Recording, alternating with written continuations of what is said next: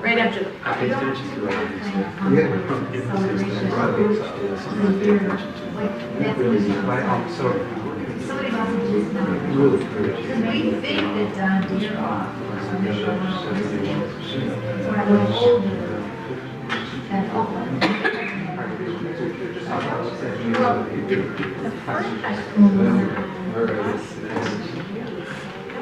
by our constitution.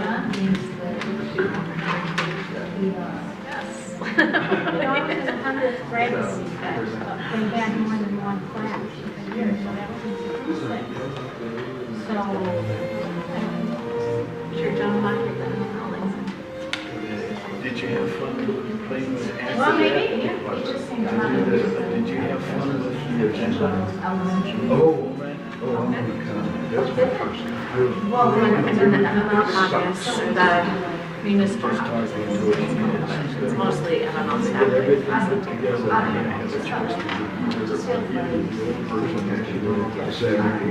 Right now, it's so exciting because most people don't have access to do anything.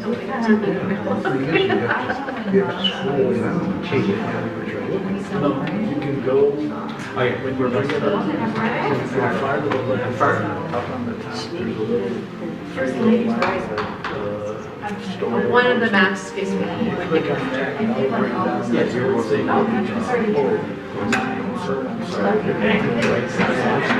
Talking about with the, Well, I have to have, I can't just see the show up.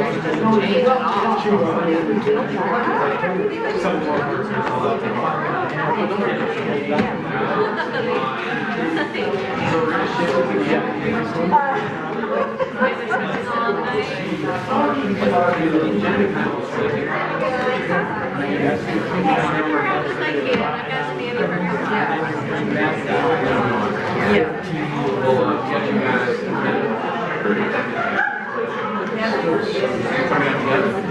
What do you want us to do? Yeah,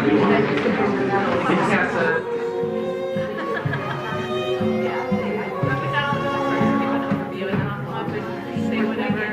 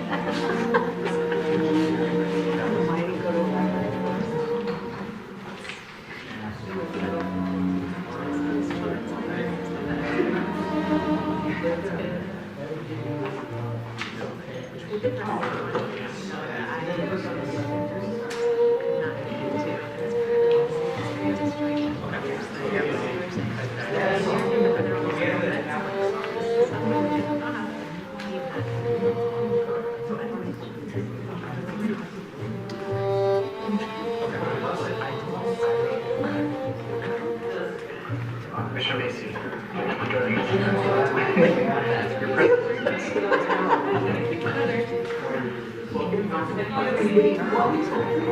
All right, welcome everyone. Good night. How's everyone doing? Good. All right, good to hear. All right, I'm going to call to order the Monday, March 11th, Royal Oak City Commission meeting to order. We're going to begin with an invocation given by the one and only Commissioner Macy, followed by the Pledge of Allegiance. I ask that you stand if you can, please.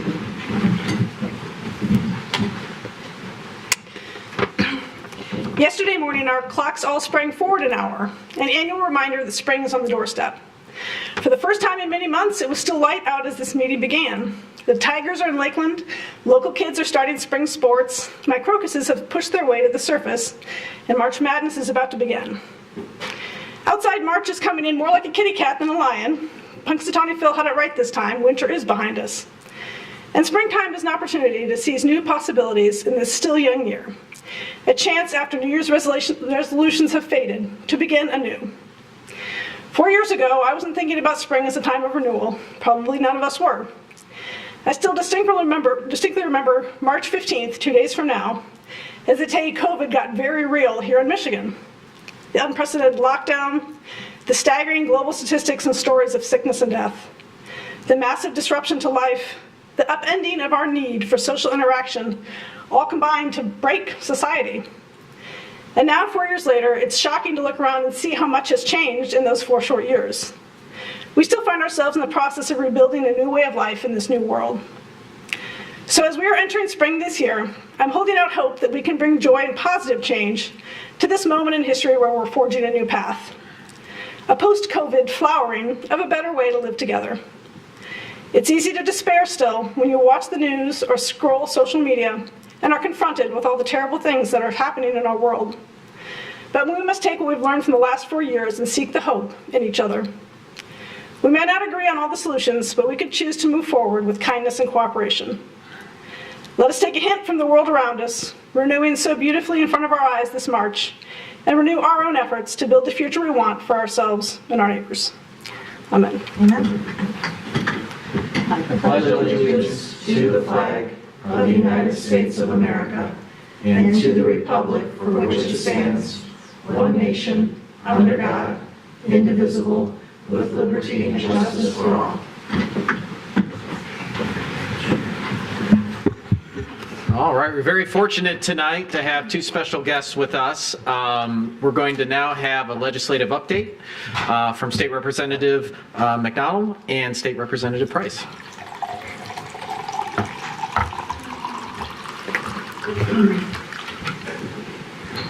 Good evening, Mayor Fournier, Pro Tem Hunt, City Commissioners, staff, and people of Royal Oak. Thank you so much for allowing me a few moments with you today to offer my legislative update. I am State Representative Sharon McDonald of District 56, which includes Clawson, most of Troy, parts of Birmingham and Bloomfield Township, and 5 precincts in northeastern Royal Oak. So far, since I've been in office, our office has fielded more than 12,000 emails and helped over 3,000 constituents. Their concerns can range from sharing ideas about upcoming votes to losing power and needing help to sign up for unemployment benefits. Our constituents in District 56 may contact our office for assistance at 517-373-2617, and I'll repeat that number at the end of my comments. We've had a very busy first 14 months in Lansing, and I've attended and hosted 112 events, also sponsored or co-sponsored 376 bills and 35 resolutions. Just today I had a coffee hour at the Clawson Senior Center. My most recent legislation was signed into law by Governor Whitmer on February 27th. The new law, Public Act 9 of 2024, abolishes the Environmental Rules Committee, a committee created just a few years ago to give a group of corporate polluters veto power over the regulations considered by the Environment, Great Lakes, and Energy Department, also known as EGLE.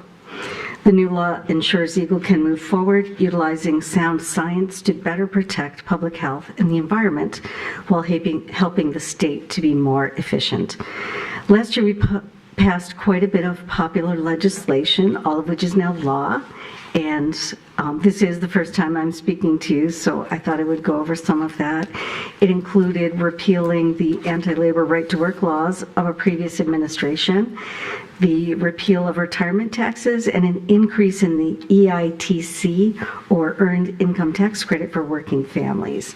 And it's very important people know to check that out this tax season if you may be able to get some benefit from that.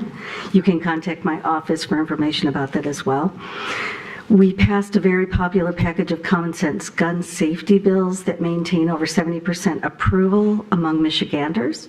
Those laws will create universal background checks and will help keep guns out of the hands of both criminals and children. In the fall, we passed a clean energy package that puts Michigan at the forefront of the country in preparing for a clean energy future. It includes a mandate that by the year 2040, energy generated in Michigan will be 100% carbon neutral. The budget negotiations for fiscal year 2025 have just begun.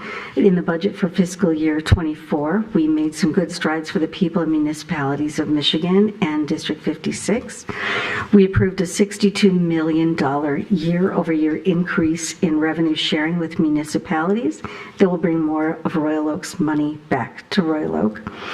A 5% increase in per pupil funding for all public K-12 students, the largest year-over-year increase in history. We also approved the largest year-over-year increase to funding the Special Education Foundation Allowance with extra support for economically disadvantaged students. And we approved much-needed $328 million for student mental health and school safety. These new laws and budget items are just a few of the hundreds of improvements the 102nd legislator has brought to Michigan. And a little detail about my newer responsibilities in Lansing. In addition to the 5 committees I've been assigned to, last summer I restarted the Michigan Disability Caucus, in which experts in the field, families and persons with disabilities, strategize ways to make their lives better and services easier to navigate.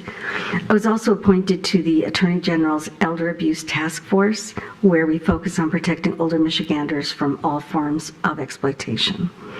So that's just a small portion of my activity so far this term. And again, if any of my constituents have questions or need any help, they may contact us at our office number 517-373-2617 or by emailing me at sharonmcdonald@house.mi.gov. Thank you for your attention. Again, I'm State Representative Sharon McDonald, and I'm happy to take questions now if you have any, or I can let my colleague present to you right now. Any questions at the moment? Okay. Thank you, Representative McDonald.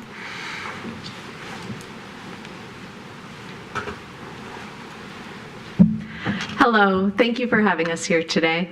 I'm State Representative Natalie Price. I represent House District 5, which includes 1 precinct in Royal Oak, as well as some of Birmingham, Bloomfield Township, Beverly Hills, Southfield, Berkeley, Oak Park, and then half of my district is Northwest Detroit.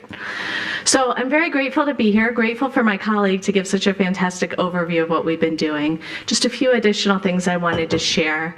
I come from Berkeley City Council, and it's very important as I'm making decisions in Lansing to consider how those decisions are going to affect municipalities, making sure that we're not doing unfunded mandates, that we're giving municipalities the support that they need.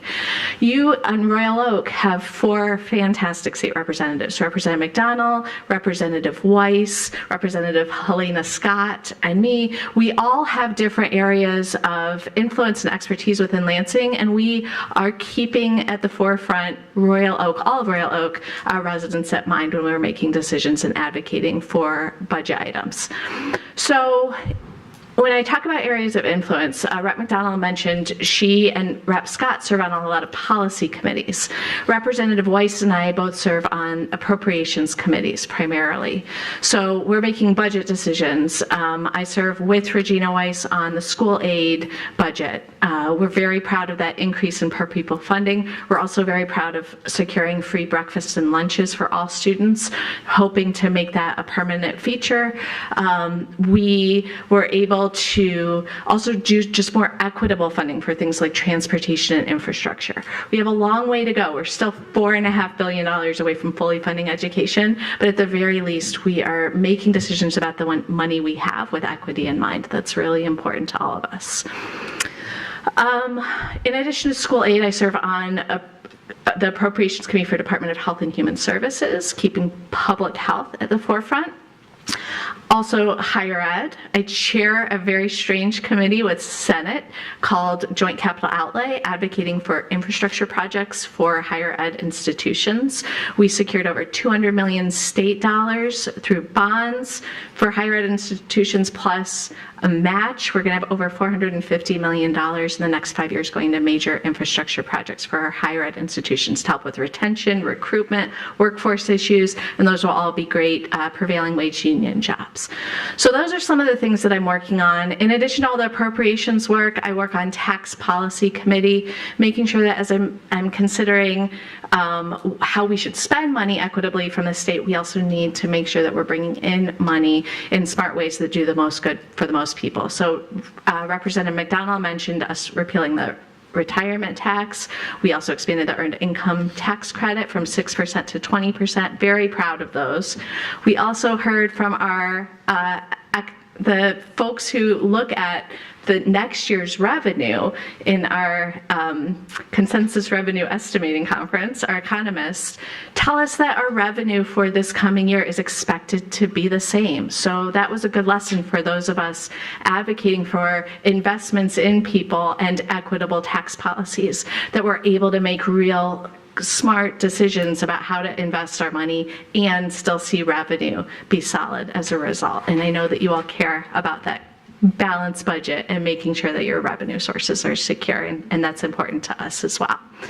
So I just wanted to share, those are a lot of the things that I'm thinking about, that I care about. I do also want to share my office phone number so that if any of my constituents are watching and have any needs that my office can help with, you know that we're available. My office phone number is 517-373-0844. Also very easy to find me on the state legislator website and sign up for the newsletter for frequent updates. One package of bills that I'm working on very closely that we'll be introducing very soon that affects you here in Royal Oak. My office and some partners are working on updating the vehicle code so that it can be enforced as designed to help our local law enforcement enforce issues with noise. Some of the communities who touch Woodward, no surprise, you hear from constituents. We know that noise on Woodward has become much worse in the last 5 years with the availability of modifications to vehicles. And so we have some legislation to update the vehicle code to make it so that our local law enforcement can enforce the vehicle code as it was designed and have consequences for people who intentionally modify their vehicles in order to make loud noises. So if you want updates on that or anything else, sign up for my newsletter. And again, thank you for inviting me here today. Thank you, Representative Price. All right. Any questions? Commissioner Colo. Thank you, Mr. Mayor, and Representative, thank you for coming out tonight. I think it's very timely you talk about the vehicle code. And Commissioners Macy's great invocation day, talk about spring, it's time renewal. Another way to know it's spring in Royal Oak is when we start hearing cars on Woodward, and it does not stop. They go away for maybe the month of December, they come right back out. We are flooded with emails constantly, and our chief tries desperately to explain to us all the time that he can't do anything, that his hands are really tied. So I know the chief is working with an organization right now with some suggestions to change to the code. So I know that there's tools out there that we really need to enforce it. So thank you for working on that. And hopefully that's passed like next month because we really need it. As I said, thank you for the updates. Hopefully folks in the room here watching it on TV really see how our state representatives are working hard for us in Lansing, and what they do touches a number of things that impact the quality of life here in the city of Royal Oak. From vehicle code on Woodward, which we've been working to solve for a while. We finally have some help in the last year or two, given some shifts in Lansing to get some peace in the neighborhoods, given the limitations that we have issuing violations, civil infractions, to state shared revenue, making sure the budgets are solid and that our communities here in Southeast Oakland County are getting a nod and a priority for the things we need to do to advance our values and needs in this area. So it's a lot of hard work, a lot of things going on, making up for a lot of lost time, and we're grateful that we have two representatives with us here tonight, and grateful for all the state representatives that we have working on the city's behalf, which has been a change over the last few years. It used to be Jim Ellison, and now we have some numbers on our side, which has been very, very helpful. And they're better looking. Well, Jim's a very handsome man. But that is a true story. I can't deny facts.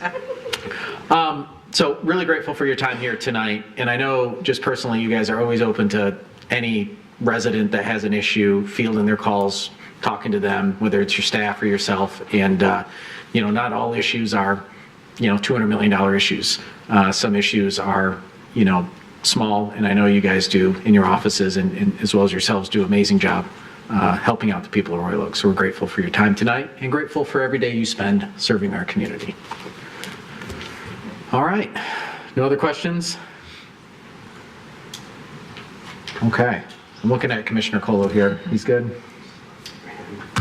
I can ask questions all night, but Okay, for the sake of preference, we can keep on going.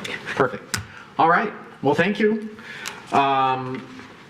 So that brings us to the next part of our agenda, which is public comment. Oh no, we have to do the approval of the agenda. These extra spaces in here are messing with me, I'll tell you, these old man eyes I got. So we're at approval of the agenda. Does anyone wish to make a motion to approve tonight's agenda? We have a motion by Commissioner Macy. Is there a second? Second by Commissioner Herzog. Discussion on this motion. With no discussion, I'll call for the vote. All those in favor say aye. Aye. Those opposed, motion passes. We've set an agenda, which now brings us to item 6, which is public comment. Before we begin public comment, just a few ground rules for folks that are new here. The City Commission values and relies on the input of our fellow citizens to help make decisions. Now's the time set aside to address the City Commission on any city-related issues, whether or not they're on the agenda or not. I ask that comments be directed to the City Commission as a whole and not to individual commissioners. If you wish to speak tonight, either at public comment or at the public hearing, please wait until recognized by me, the mayor, and then come up to the podium. For the record, we do ask that you state your full name and your address. Please be mindful that we want to hear from anyone who wishes to speak tonight, so comments are limited to 3 minutes per speaker, not per topic. And we do have a timer up at the podium to help you keep track of your time. If you don't wish to speak tonight, no problem. Often folks find it much more convenient to send us an email ahead of the meeting, which helps us do our job a little bit better with some prep time. Please note, we typically don't respond directly to questions during public comment. However, we are taking notes, and we will ask those questions when that topic is discussed. If your item is not on the agenda tonight and you have a question, we highly recommend you leave your contact information with our community engagement specialist extraordinaire, Ms. Judy Davids, and we can not just answer the question in our mind, but actually get back to you. And she can help facilitate that.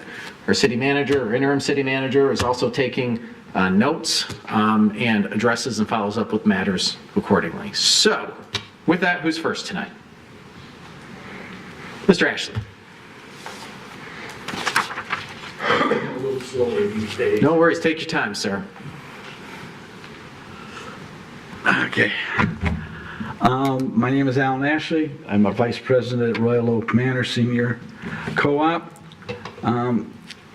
Two things. One, real fast, this Adobe thing is killing me. If it wasn't for our engagement manner coming over to Royal Oak, I would have never been able to print anything from the Adobe thing because I didn't have the icons that she has on her computer. So this is a disaster for this. Unless you have Adobe, you're pretty much useless trying to do anything, like try to get a map to bring up closer to read it. You can't do it without having the actual Adobe package. Most people can't afford it. This limits people from being able to use the thing. I did talk to the young lady over there who's the head of this. She said in the future we'll be able to use the old format or the new. So, but the other thing I want to talk about is both Taco Fest and Arts Beats and Eats. This cannabis smoking and selling, this is a family thing. Cannabis is not a family thing having in the middle. Most of all, this will be close to our place, so any smoke that comes from out of there that isn't caught drifts right into our building. Taco Fest, as again, this brings elements only to come here to buy and smoke cannabis, which causes problems with unruly elements, and we've had them at Royal Oak Manor last year with Arts Beats and Eats. So this cannabis is a bad deal. I wish it wasn't. The other thing about Arts Beats and Eats, he lists that the police department will be assisted by the state and county. How much is that going to cost? It's not listed here. I don't know where the money's coming from. Is it coming from the state? Is it coming from the county? Or is it coming from Royal Oak? They did mention in Taco Fest that the costs were in there, but that was 2023. Is there an estimate for the cost of the police and fire to take care of Taco Fest and covering it for safety for the residents? Okay, I know you people are looking at this one. I tore my retina by coughing. I coughed so hard I heard it pop. So I'm sitting here with that. Also, I found out that if you're nearsighted, you're more susceptible to having torn retinas. So that's what I had. I've had one surgery. I'm due for another one later probably after July. Oh, get better, Mr. Ashley. Well, That sounds I'm working terrible. on it. Thank you. All right, who's next? Mr. Harrison.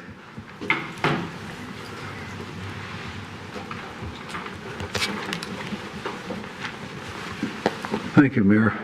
Bill Harrison. I agree with Al that the new format, in a word, sucks. And it makes it difficult to navigate, and so much for transparency. I'm glad to hear that we're going to have the option of looking at either of the two formats. The budget session that was held on February 29, there were only two of us, Janice Wagman and myself, that attended. But I want to comment on the draft notes. I misquoted. It says that I suggested that they shouldn't have 2 hours free parking in the structures. That's not what I said. What I said is that we should discontinue the 2-hour free parking in the 11-mile structure only that serves the the Ford clinics. And the reason being that that structure was originally built to support an office building, which would have 8-hour parking. So you get the first hours free, and you're charged for 6 hours. And with the budget problem that you're having with the parking structure, the 11-mile facility, how many times do you go to the doctor and spend more than 2 hours? So there's no revenue there. So that's why I'm suggesting that, and I would ask that you correct the agenda. Items 13 and 14, I won't belabor it, but I'm against the marijuana, this cannabis or whatever, at both Arts Beats and Eats and Taco Fest. These are family affairs. There's no place for this marijuana stuff. And Another item, I object to requiring Gary Baglio to hold Pride Fest in the park rather than on Washington where it has been traditionally held. John Witz has free range of the whole damn city. He often uses Washington, particularly for arts, beats, and eats. And so I don't know why Gary can't use Washington in front of his business. It's for a good cause, and it also promotes his business. Thank you. Thank you, Mr. Harrison. Anybody next? Ms. Wagman?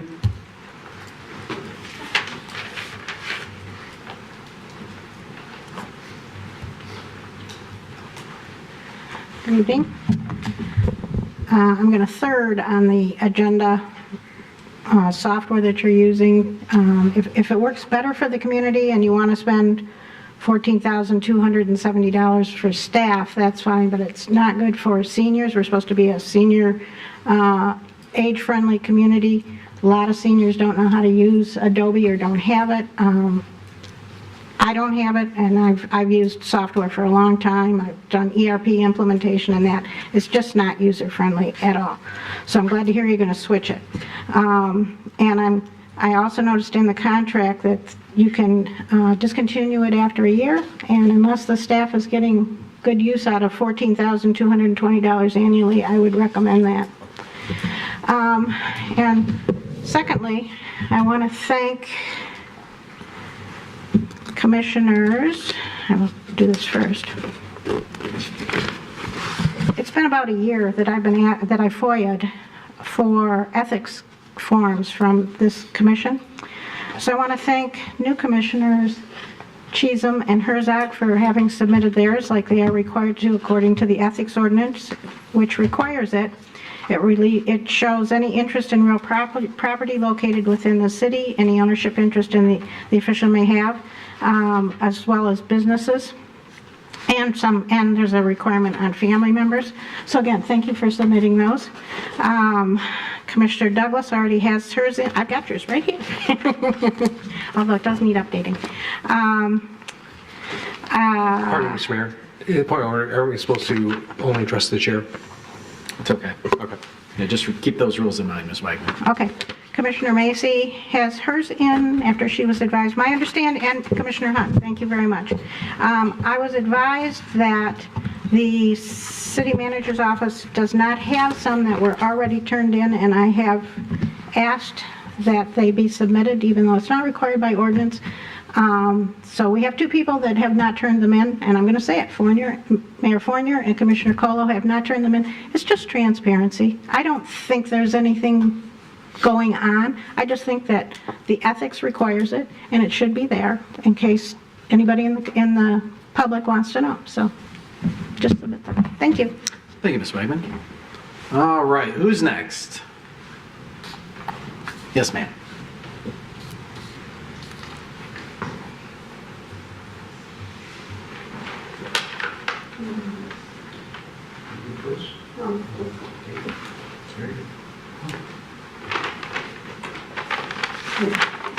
Phyllis Salter, North Lafayette. Give me a break because I haven't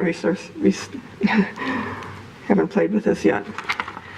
Anyway, due to our wonderful Superior Court, decided that we allow free speech unless it promotes or causes violence. In cases of violence or potential violence, of course, there must be consequences. Public forums like this are limited, such as its times, locations, length of speaking, etc. Public forums cannot restrict the speaker's views nor recording the meetings. A speaker with proper language and without a weapon should not be bleeped. One should have an opportunity to speak even in meetings in City Hall, or even city parking structures. We have 3 minutes to speak. I heard that it was lowered, it's a while ago, that it was lowered from 5 minutes to 3 to permit more people to have a chance to speak. As our issues multiply, so does the time spent, spent at these meetings.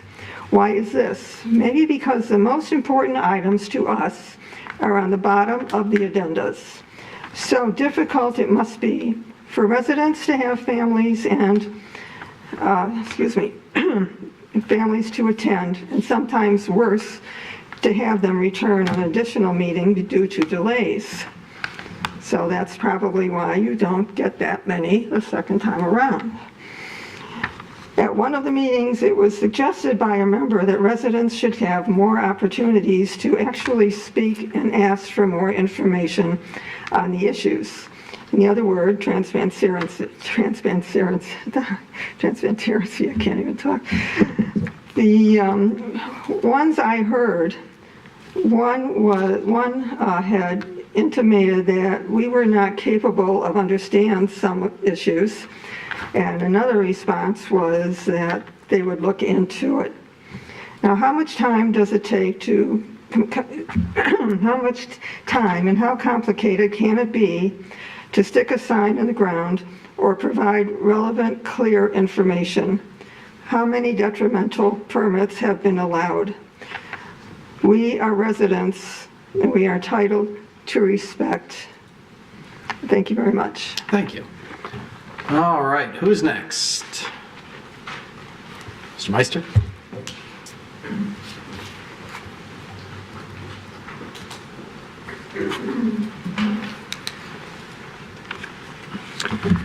Chris Meister. I live on Vincetta Boulevard, and I like to talk about item number 10 on tonight's agenda, the establishment of a historic district for the Vincetta Bridges.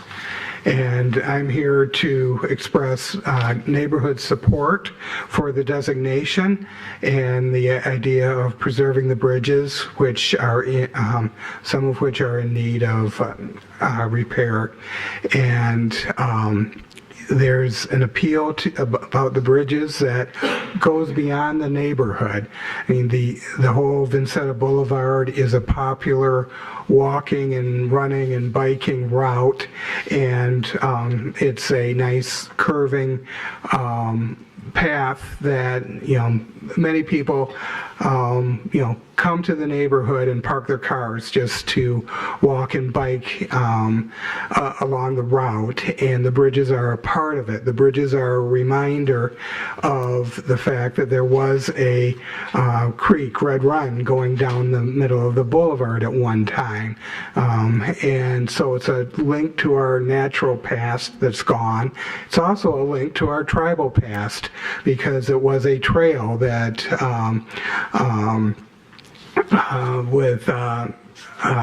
used before this was a city.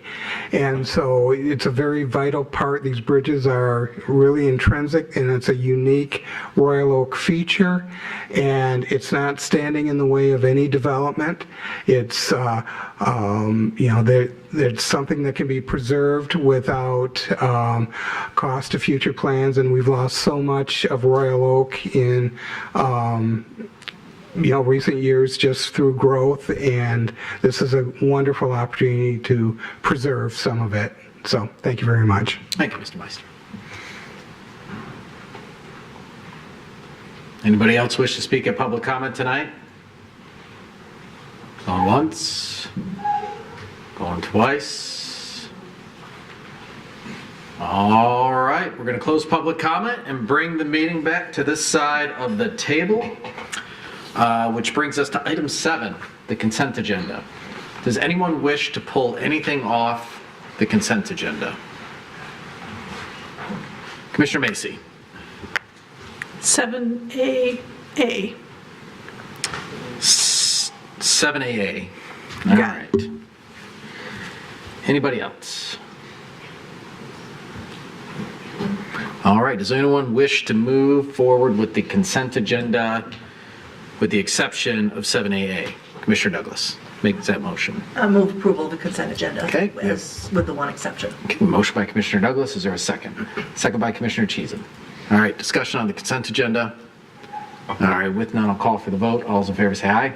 Aye. Those opposed, motion passes. Commissioner Macy. Just asking for an edit to the, as mentioned in public comment by the person who was present at the meeting and thought that his was not properly recorded. It should be discontinued to parking in just the 11-mile structure, not all structures. So I move approval with that addition, with that change to the minutes. Okay, we have a motion by Commissioner Macy. Is there a second? Second by Commissioner Cheatham. Discussion? Commissioner Colo? Thank you, Mr. Mayor. Commissioner Macy, with all due respect, I think it sets a bad precedent if we start changing minutes. There's a lot of public comment at every meeting, and our clerk does a pretty good job trying to summarize what happens during a public comment and the intent of what someone's trying to say. And, he did say at that meeting that changing the parking structures, maybe it was structure instead of structures, but I think if we start a process where someone comes up and says, well, you got what I said wrong, now we change every minute of every meeting that someone comes up and says this, I just think it sets a bad precedent moving forward that we might get more of this and more of this in the future. Well, I've been here for 7 years, and I think this is the first time it's happened. So it might start a precedent, but I don't think it's going to start a flood, and it seems like an easy fix. I'll just say I agree with both of you. So, I'm really hesitant because folks do have the ability to come out here and enter into the record any sort of interpretation, correction, whatever it may be, at the podium like the individual did tonight. So, in a way, it was corrected from his point of view, correct? And people do change their minds and say things, and if you get a long public comment, you could have 30 people coming in and, maybe wanting to change the record because they said something that they regret. I'm okay with this tonight, but I do think that if this becomes an issue, there needs to be a policy in place about, letting any corrections, unless it's agreed, unless it comes from us, like, yep, that individual said that, you got it wrong, because it's really for our corrections on the minutes. Okay. Commissioner Macy. I think we can have a stated policy right now that it would be really helpful to know this in advance, and then we could have the minutes, we could let the clerk know in advance if we thought that there was something that was incorrect. Yep. And doing it here is not the most convenient way. Commissioner Colo? Yeah, if I get to, I know that in the past, city commission minutes were actually word-for-word dictations of everything that was said in a meeting. And I talked to Clerk House about this before, and that ended because you had commissioners sitting up here saying, wait, I didn't say that, I said this instead. So they actually completely ended the way that the clerks kept the minutes. So just something else to keep in mind, because like as the mayor said, tonight's minutes will reflect his revision. What he said at public comment tonight will be captured by the clerk and then changed again in the minutes. So there will always be, someone has that opportunity available to them to come, stand up, make the change. And those will be entered to the minutes. Yeah. I'll just say one little exception here is that this was not a televised meeting, so therefore there's no video record, which might make it a little bit more unique. It's just a workshop, but I don't disagree.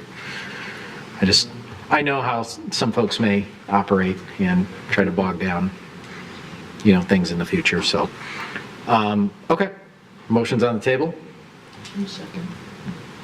There was a second. Second was Commissioner Cheatham, right? Cheatham. Yep. All right. Any more discussion on this point? None? All right. I'll call for the vote. All those in favor say aye. Aye. Those opposed? No. Okay. All right. Motion passes. All right. So that takes us to item 8 tonight, which is the Michigan Liquor Control Commission License Establishment Annual Review from Chief Moore. And I see Lieutenant Renault there as well. Thank you, Mayor. Lieutenant Renault's going to take this one. Oh, perfect. Even better. Way better. Thank you. Thank you, Mayor and Commission. In front of you, you'll have the annual on-premise liquor license review for 2023. The police department conducted a review of all on-premise liquor license establishment and found 3 businesses that received violations during 2023 that were issued by the Michigan Liquor Control Commission. Those were Yield Saloon for non-sufficient funds payment that has since been closed. They're paid in full. Imaginate was issued for non-sufficient funds payment that also was closed, they're paid in full. And lastly, Stairway was issued for failing to provide proof of successful completion of alcohol service training within 180 days of receiving their license. That was closed, and Stairway was issued a $200 fine for that matter. The police department received a complaint from the Michigan Liquor Control Commission regarding Prontos allowing sale and service of alcohol to intoxicated patrons. The police department investigated that complaint and found it to be unfounded. The police department maintains a high level of communication with all establishments to identify and address any potential issues. In October of 2023, the police department received a report of an assault and battery that occurred at Pastillo, where officers on scene believe that the incident may have been captured on their video. Investigators with the police department requested to review this video from Pastillo's management and ownership without success. After repeated failed attempts to gain cooperation from the ownership and management staff, investigators obtained a search warrant to seize the video security system, which was executed. Since that day, we've received cooperation from Pastillo and have not had any more issues. The fire department and building departments have conducted their annual reviews and have received no major issues with any of the LCC establishments. Based on the results of our liquor license review, as well as the reviews from the building and fire departments, the police department does not object to the renewal of any on-premise liquor licenses. Included in the packet that you have in front of you, you'll see the 6 years of statistical summaries of calls for service, as well as a synopsis of all of the calls for service for the establishments. We can take any questions that you may have. Questions? Commissioner Colo. Thank you, Mr. Mayor. Thank you, Lieutenant, for being here today on this report. I know this can't be easy to compile every year, so we truly appreciate it. I guess I have one quick question we can begin with is there's Pinky's and the Diamond Group. Have you talked to them about their plan of operation, when they might plan on returning, the kind of operating a nightclub type atmosphere right now, and when they might be planning on returning to normal operations? Thank you, Commissioner Cole. I'll take this one. We have been in contact with them. They indicated to us that it was a temporary staffing issue. Basically, they didn't have the staff to be able to operate all of the hours that they're approved to operate. So they indicated to us that they were hoping by summertime, when they begin to get busier, that they could bring on more staff and then return to their normal hours of operation. Okay. And if they don't, they'd have to come before us then, again, because they went from a fine dining restaurant to essentially a weekend nightclub. That's correct. And in conversations that we had with them, they didn't want to limit, make a temporary change to their plan of operation because they want to return to how they were operating before. Great. In their minds, it's a temporary change, so Yep. they didn't want to change their plan. Good. I know we all wish them great luck, and it's a good corner, and hopefully they can thrive there. Reading the report about Pastillo was concerning on a couple levels. It's concerning that they didn't cooperate with the police and impeded investigation, which is against their plan of operation, which allows them to operate within the city. So while it's good to hear that after you had to have a judge issue a warrant to get the information, they became more cooperative, it is concerning on the city end to hear that it took them so long to get there. I think a little bit more concerning, though, is the 38 some calls for service. I didn't realize that they are as much of a nightclub as they are. That's quite surprising. So I guess I just asked the question, are you concerned about the calls for service? There's a couple incidents they actually have the most incidents of people reporting drugged beverages. So I guess I'm just wondering if there's any action or if they've indicated an increase in security or any way that they can become some better players within our community. I don't think necessarily we're concerned with the number of calls, but I can tell you that if we didn't believe we were going to get the cooperation that we needed, we would be sitting here telling you we're recommending non-renewal. Okay. And I think it's easy to say once the police department executed a search warrant and removed a recording device, I think we have a better understanding of the relationship that we need to have. And so in conversations with us, their management, their owner, I truly believe that we have the cooperation that they have to have according to their plan of operation. Okay, thank you. And I'll just add to that, I mean, our police department, along with, I'll say the city commission over the years, has done an excellent job, although more and more tools have been sort of maneuvered away from us from a state level over the years. We found clever ways, such as, dance permit agreements and things like that to, if folks aren't willing to be cooperative for all the right reasons to keep their patrons safe and to keep the city safe, we have some cards that we can use and tools that we can use to ensure compliance and ensure that folks work with our PD. I will say the feedback I get from restaurant and bar operators in the city is that we have an outstanding police department that isn't there to come down with a hammer. Rather, they're there to coach and help and support and have everyone find success in our community. So I think we've only once had to really reach into our toolkit after several other tools were pulled out to leverage a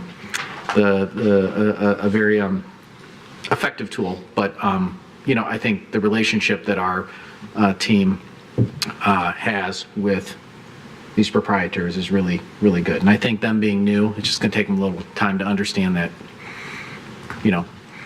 we help them way more than we inconvenience them.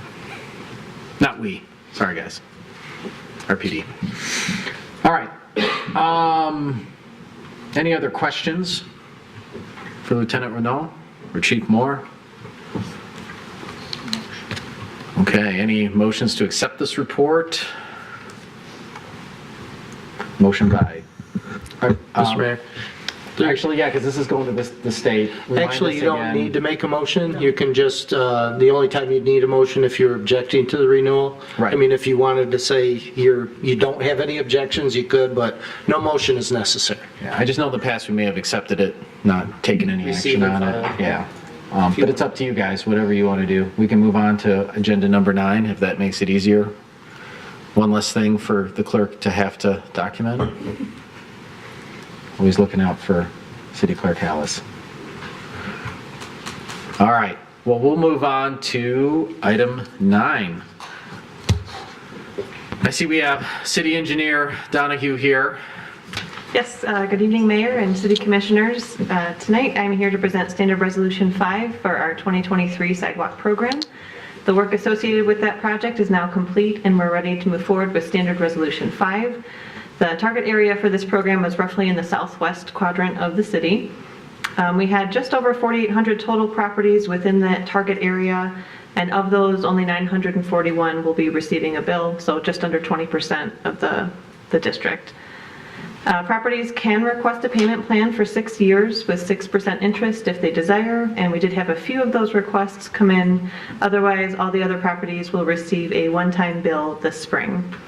The city assessor has determined the special assessment district for the 2023 sidewalk work, and engineering notified all the properties within the district that this item would be on the agenda tonight. And so we recommend moving forward with Standard Resolution 5 for Roll 2416-2302. And a reminder, I believe this is a roll call vote. Okay. Questions from Ms. Donahue? Commissioner Macy. Thank you, City Engineer. Is that a normal number to request the payment plan? It's just some of these numbers, seems like there's a lot of big numbers in this list, and I'm just wondering if, I guess I thought there were going to be more people who would want that 6 years to pay off.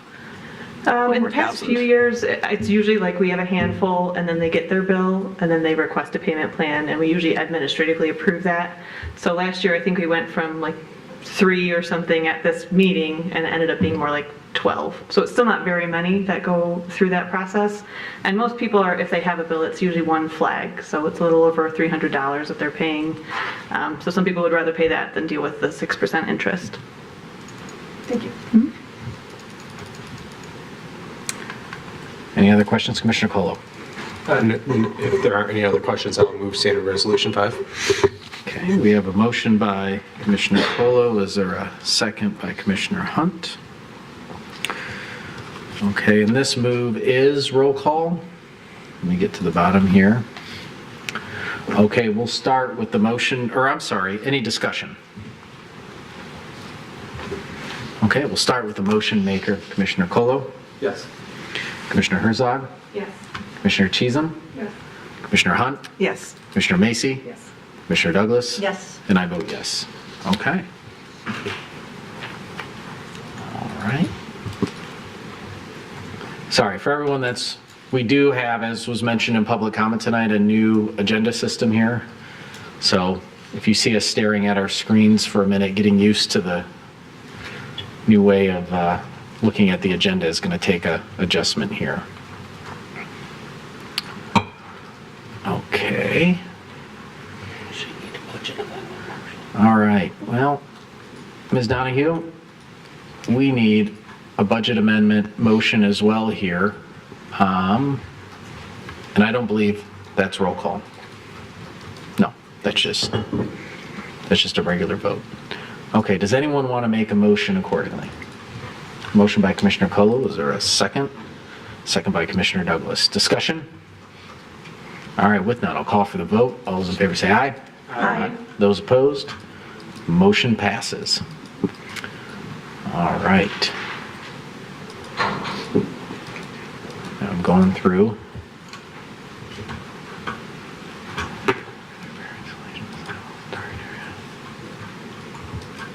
Okay.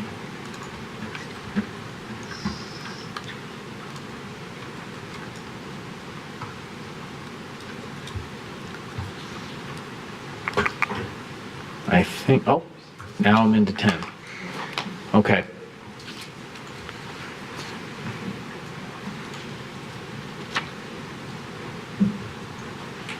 Ms. Donahue? I believe item 10 is not my. No, are we good with 9? I'm sorry, yes, we're all. Okay, because we did the budget Number amendment, the 11. roll call vote. There's a lot here, and I just going through the new, it's set up fine. It just takes a second to make sure we didn't miss Yeah, anything. sorry about that, yes. Also. It looks like we're good, but I trust you more than I trust me. Thanks.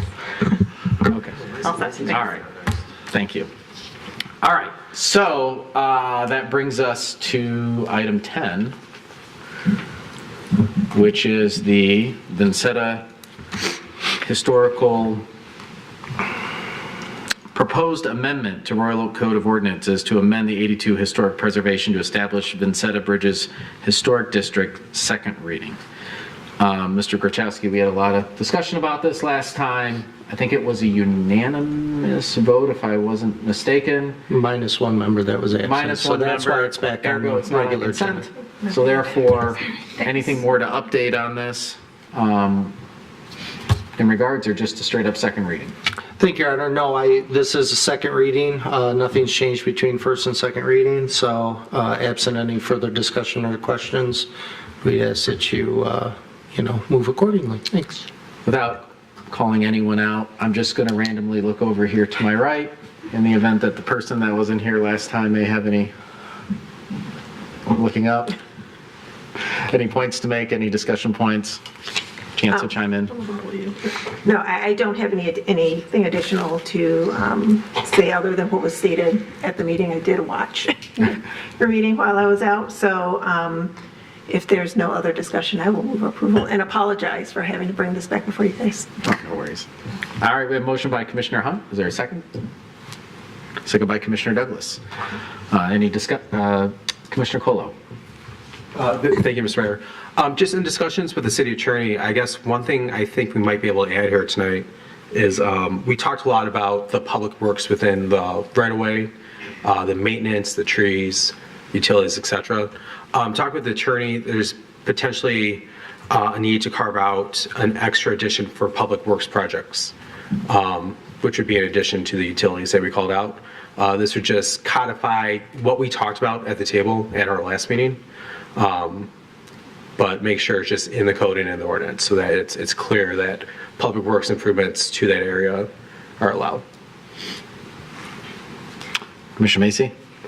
Didn't we specifically determine at this table last time that we didn't have to do such a thing, that it was already covered? So right now, as it stands, the draft ordinance before you exempts the city or utility workers from working, maintenance, repair, fixing any utilities in that right-of-way or that boulevard, and tree maintenance and other plant maintenance. If the city commission were to want to put like native grass plantings or a path through there, or even the new rain catchment gardens that are becoming more common in the city, that would still be required under this draft to go to the Historic District Committee or Commission for approval by them. So basically, city staff on any proposals would go through them. And I think they were here last time, they spoke on that, how it's a simple process.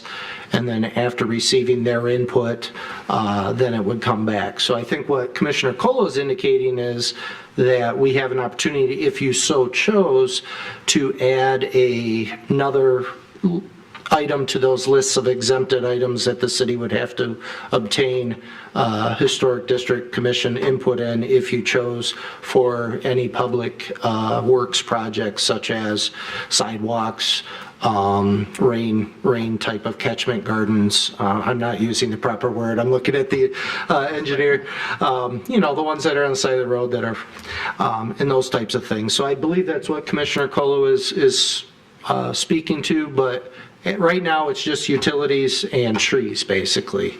And you have every opportunity to do, either or. Commissioner Colo? Yeah, so I just add to that, I think our intent at the table was to make sure that the public works, as Commissioner Mason said, like we had talked about that, we thought it was in there. So I guess I will move an amendment to include public works within this ordinance. Okay, we have a motion by Commissioner Colo to amend the motion to approve on second reading to include public works. Is there a second?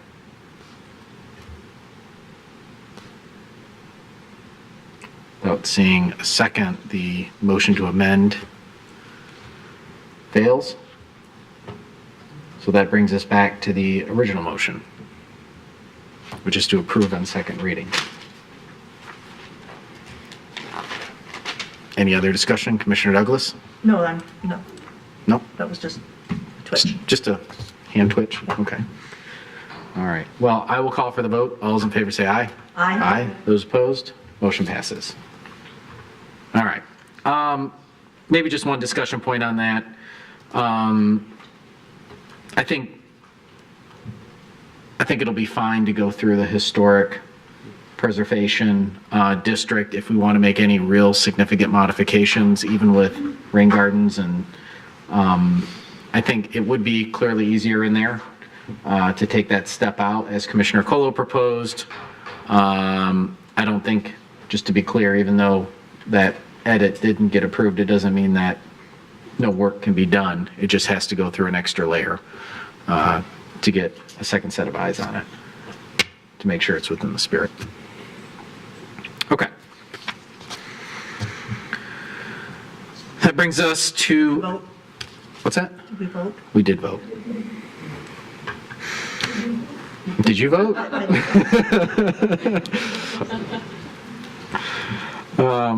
To be fair, she's on Australian, New Zealand time right now, still adjusting, making us all jealous about her adventures in life. All right, this brings us to item 11, which is a license agreement for compactor in public alley at 301 West 4th Street. City Engineer Donahue. Thank you. 301 West 4th wishes to place a trash compactor behind their business. So I'll just bring over the map here to give you a reference point.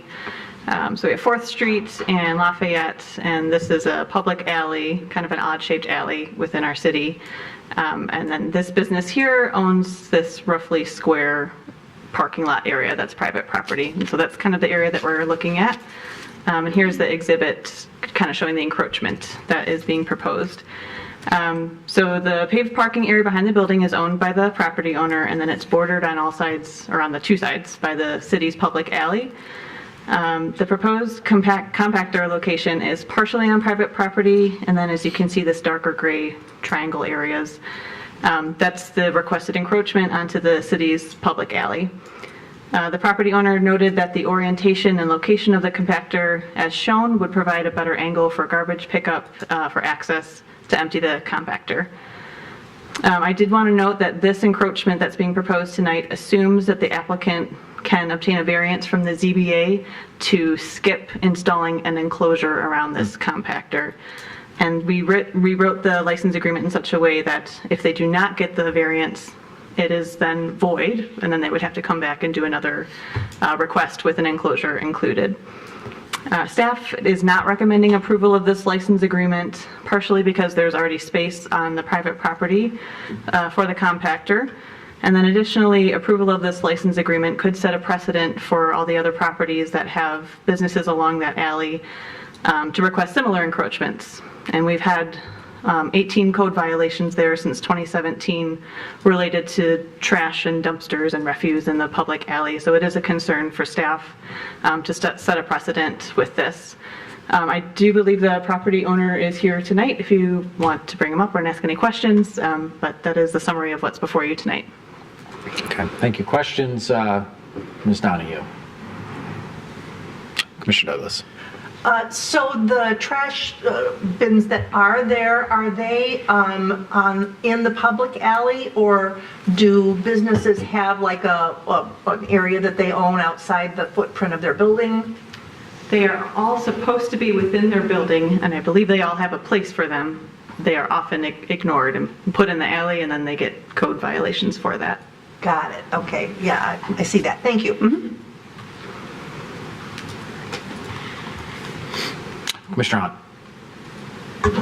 Hunt. You mentioned in your memo that one of the reasons you're recommending not approving this is because there's space on the property for this trash compactor itself. Does that layout, or would it allow for easy pickup by the trash garbage trucks as it would in this layout? I mean, in my opinion, yes. I think you lose a parking spot, right? And that's probably the reason they don't want to move forward with it. But if you just shift it slightly up and down and keep it all on their property, it's still the same angle of pickup for a garbage truck coming in and leaving. Thank you. Any other questions? Is a petitioner here tonight? Hi, yes. If you don't have to, but if you want to come up and talk about the situation, you're more than welcome to come up here. Hello, Mayor. Hello, Commission. Darren Atesian with the 301 West 4th Building. And this is my associate. Tal Balamary. Good evening, everybody. So I've been involved with the 301 building in this alley since 2012. Since then, it's been an issue with numerous trash receptacles all over the alley. There's very few places to actually put these containers on private property. If you see, the shaded area is the only private property back there. The other area that's a grid, those are actually buildings. So the white alley area butts right up to them. Part of the motivation for doing this is that the compactor would be allowed to have use of all the other businesses in that alley, and in turn should eliminate the need for these other individual 8-yard containers. We have some pictures to show what the potential of the compactor could look like based on an alley in Birmingham that's very similar, that used to have a lot of containers in it and now just has one single shared compactor. Additionally, there's some pictures that show the current condition of the alley with all of the individual 8-yard containers in the public right-of-way.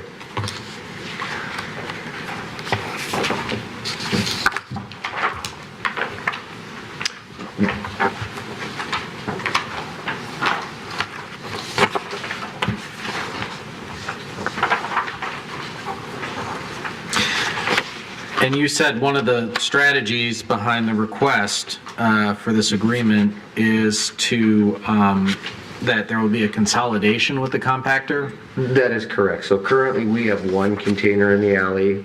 We have one committed co-operator, and that's the 5th condominium. They have one container. So we have, with the two parties, we'd eliminate two containers that are in the city right-of-way right now, consolidate it to the compactor, and my thought is the other business owners will follow suit. We have Lily's that has a container back there. Stagecrafters has a container back there.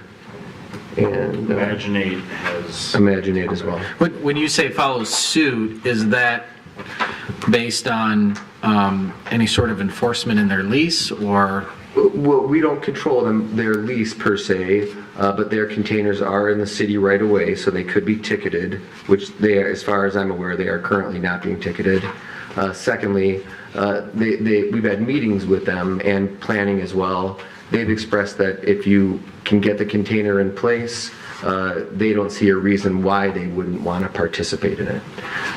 Lily specifically has an entrance in that alley. By having these open containers, it invites rodents, and there's been numerous complaints of these rodents and sanitary issues. By having a container that is a compactor, it's actually self-contained and sealed, and it eliminates a lot of these issues that these open 8-yard containers would have.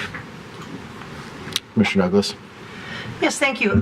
So how will you police usage of the compactor? I mean, all of a sudden everybody's using it and it fills up more often. Are you going to pay to have it emptied more often? How do you manage that? The compactor has a code on it. Each user has an individual code, and the actual waste company also will know if something is out of whack and all of a sudden there's a lot of trash being added to it that they're not accustomed to.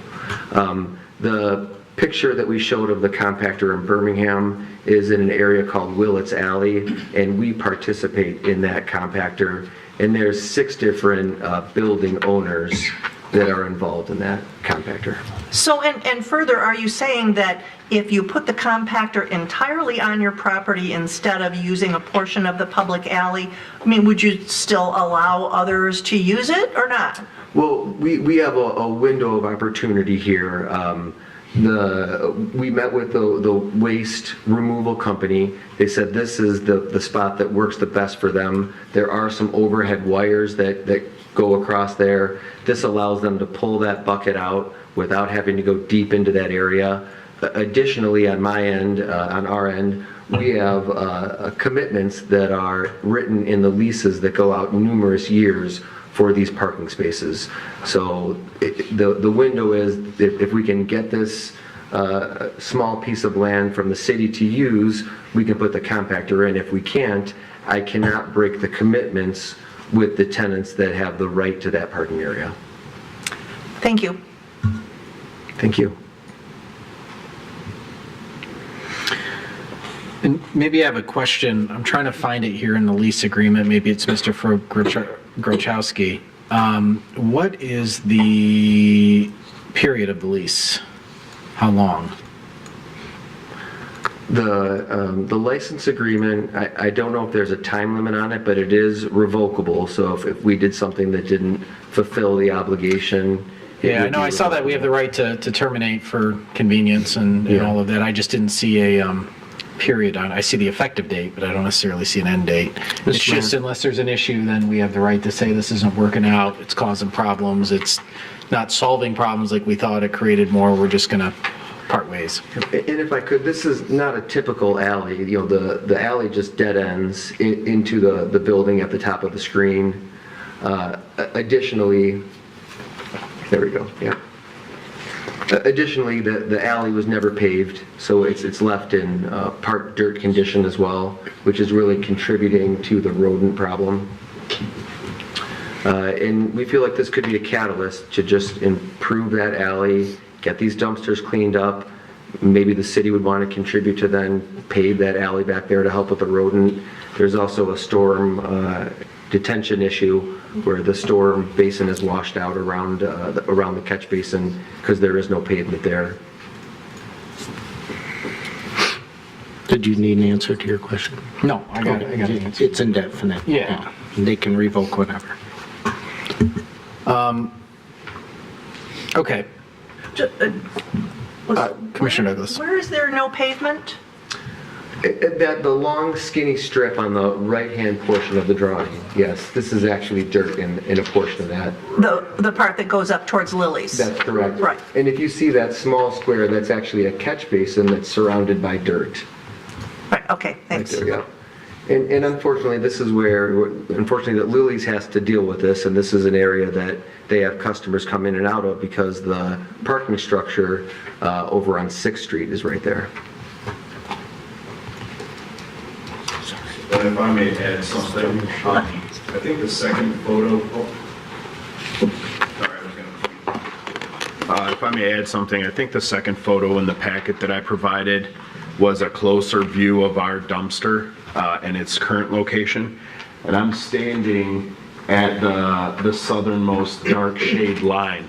And if you look above, those are the electrical lines that are in place. So if I do push this can further north onto the property, it's going to be a tighter cut around the corner and that telephone pole that's there to get to the can and then back up further to get it out from under the lines. So that's why we wanted to push the can back.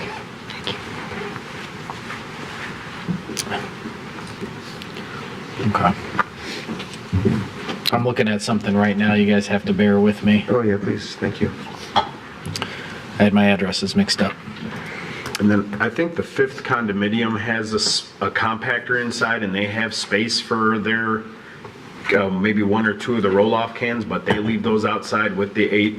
And then outside of, with their 8-yard can, and outside of that, there is no private property or space inside the buildings to put the other cans. Okay. So maybe just for clarification again, I'm getting a little confused with your concept about how everybody, might follow suit. You guys own 301 West 4th. That's correct. Okay, so that's your building. Correct. And your tenants in your building will use the compactor. Yes. And what you're also hoping, being a good neighbor, is that with this, if that compactor is located there, that you'll try to enter into agreements for folks to use your compactor and pay whatever, a third of it, whatever the pro rata use is, keep the cost down for you guys if your tenants aren't using as much of it. Yep. And then that would eliminate, in your opinion, the other dumpsters that seem to be in the alley, probably in violation on a regular basis, that are moved around in the alley. And currently, your compactor right now there is a spot for the compactor in the building, and yours is in the alley typically, hence the 18 violations. Or can you talk a little bit about where your violations? If I could, so you covered a lot of ground, and that was a very good synopsis of it. To clarify something, the service of pulling the waste and charging additional customers would be done by a private waste company. We're talking with Runco Waste. Okay. They want to be involved in it because they see the potential of everyone getting on board on the compactor. Okay. We will be the catalyst for physically buying the compactor, maintaining it clean, keeping it clean, that type of thing. If everyone signs up, I don't think we have any financial advantage one way or the other. We're really just looking to service our tenants and clean the alley up. Okay. But currently today, how is this different than the space you have for a compactor today? We currently have an 8-yard, big box container. We tell our waste guy, put it in that exact spot. It ends up all over the place just because it's so hard for him to maneuver. He drops it, they don't know what to do with it. That's what we're dealing with right now. We do not have an actual enclosure for our container at this point. Okay, so it's in the alley in that general facility. Correct. It's floating around vicinity. the alley depending on where he drops it. Okay, but technically for your building plan, is there a unused or non-functional or whatever space within the building right there that it's just an 8-yarder? Is it a compactor or is it just an 8-yard dumpster? It's just an 8-yard container. There is not. When we took over management in 2012, the container was actually located right next to Lily's back door in the public right away. Gotcha. Okay.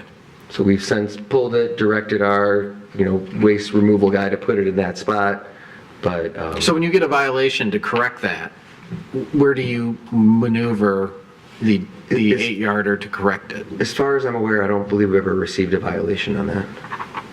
Okay. But if you were, where would you move it? Into one of the parking spots? Into one of the parking spots, and that's what we've directed them to do.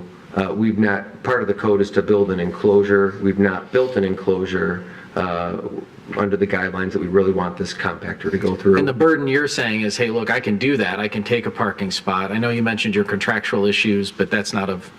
Yeah, I don't want to sound rude, but like whatever you guys do on your time, it's good to hear it, but it's, it's not part of our calculus. I get you, yeah. Compliance is always part of our calculus, right? And if you have conflicting things, that's, hopefully you got a good lawyer.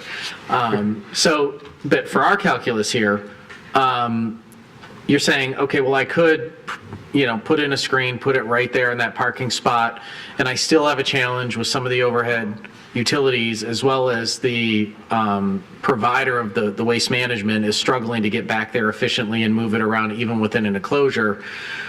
The best is to keep it at this angle, tuck it back into the building as best we can. It's going to require a little corner there, and that makes it, one, you can bring it into compliance, and 2, it's a little easier for the driver to maneuver it, and 3, that's not consequential to us, is that you get to maintain a parking spot that is part of your contract, but that's your business.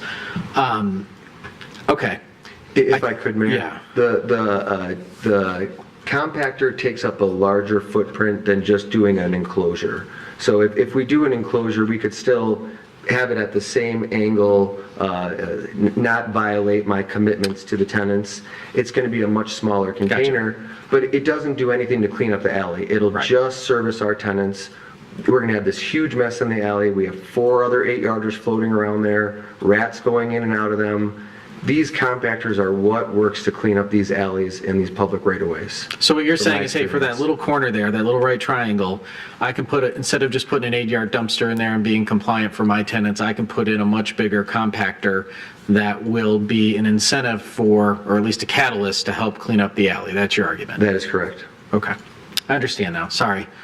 Thank you for taking the time. I love waste management. I'm just kidding. Thank you for taking the time to try and understand. I know this is not straightforward. Commissioner Macy. Okay, I think you confused me though, Mayor. So, mission accomplished. So, I was confused, I think, a little bit too by when I was looking at this. So, I mean, the dark gray is not a building, that's a lot. That's a parking lot. Right. Correct. So, the compactor would go the same place that your Just dumpster. over to the left, so it's not in the right of way. That container you're looking at right now is in that white area that's on the horizontal plane.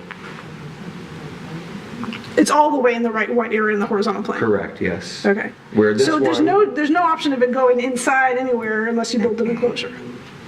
If we don't do the compactor, we have to do the enclosure. It will go in that dark area, but it will only service the 301 building tenants.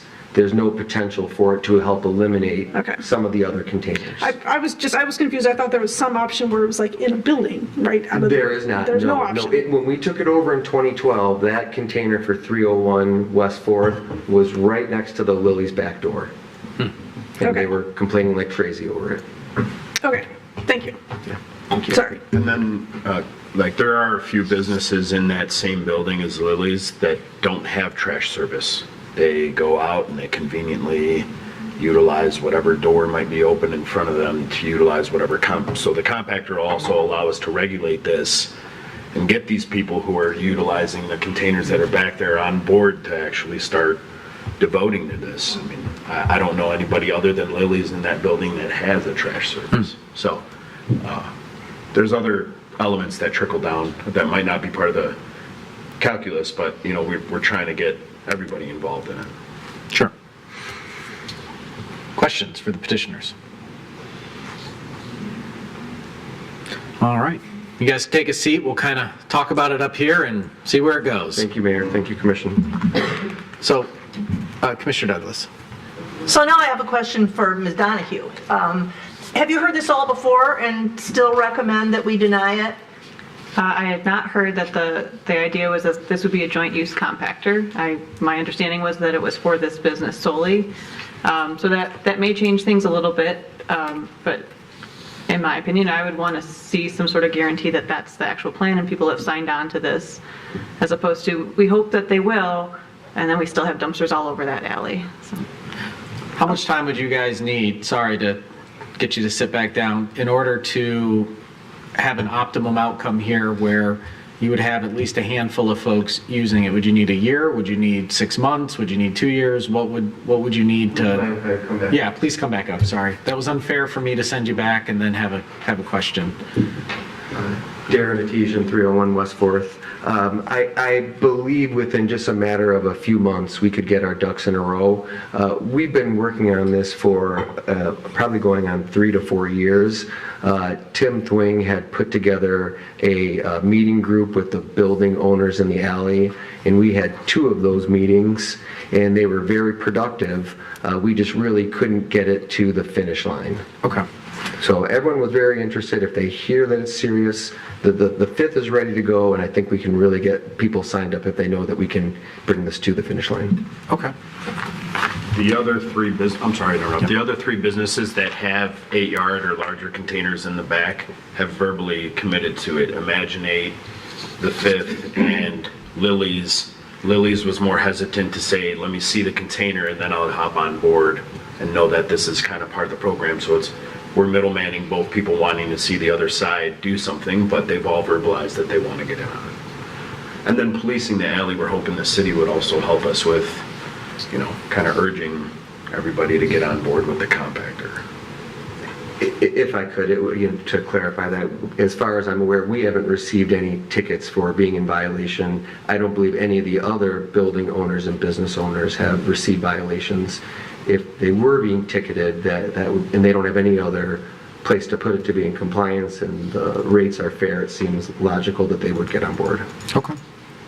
Commissioner Douglas? Well, you mentioned Tim Twing, and I was about to quote Mr. Twing from years ago when people proposed shared dumpsters in alleys, and he put the kibosh on it because it never turned out. Nobody behaved honorably about it, and everybody dumped their stuff in there. So what is his? You say he helped you convene business owners. Did he have a take on what you're proposing? He was concerned. He said that he has concerns about that, about who would be responsible, things of that nature. So you are correct. He said he's had some bad experiences with it. I'm on the opposite end. I've had a very positive experience with this, with our Willits Alley compactor in Birmingham. Okay, thank you. Thank you. Yep.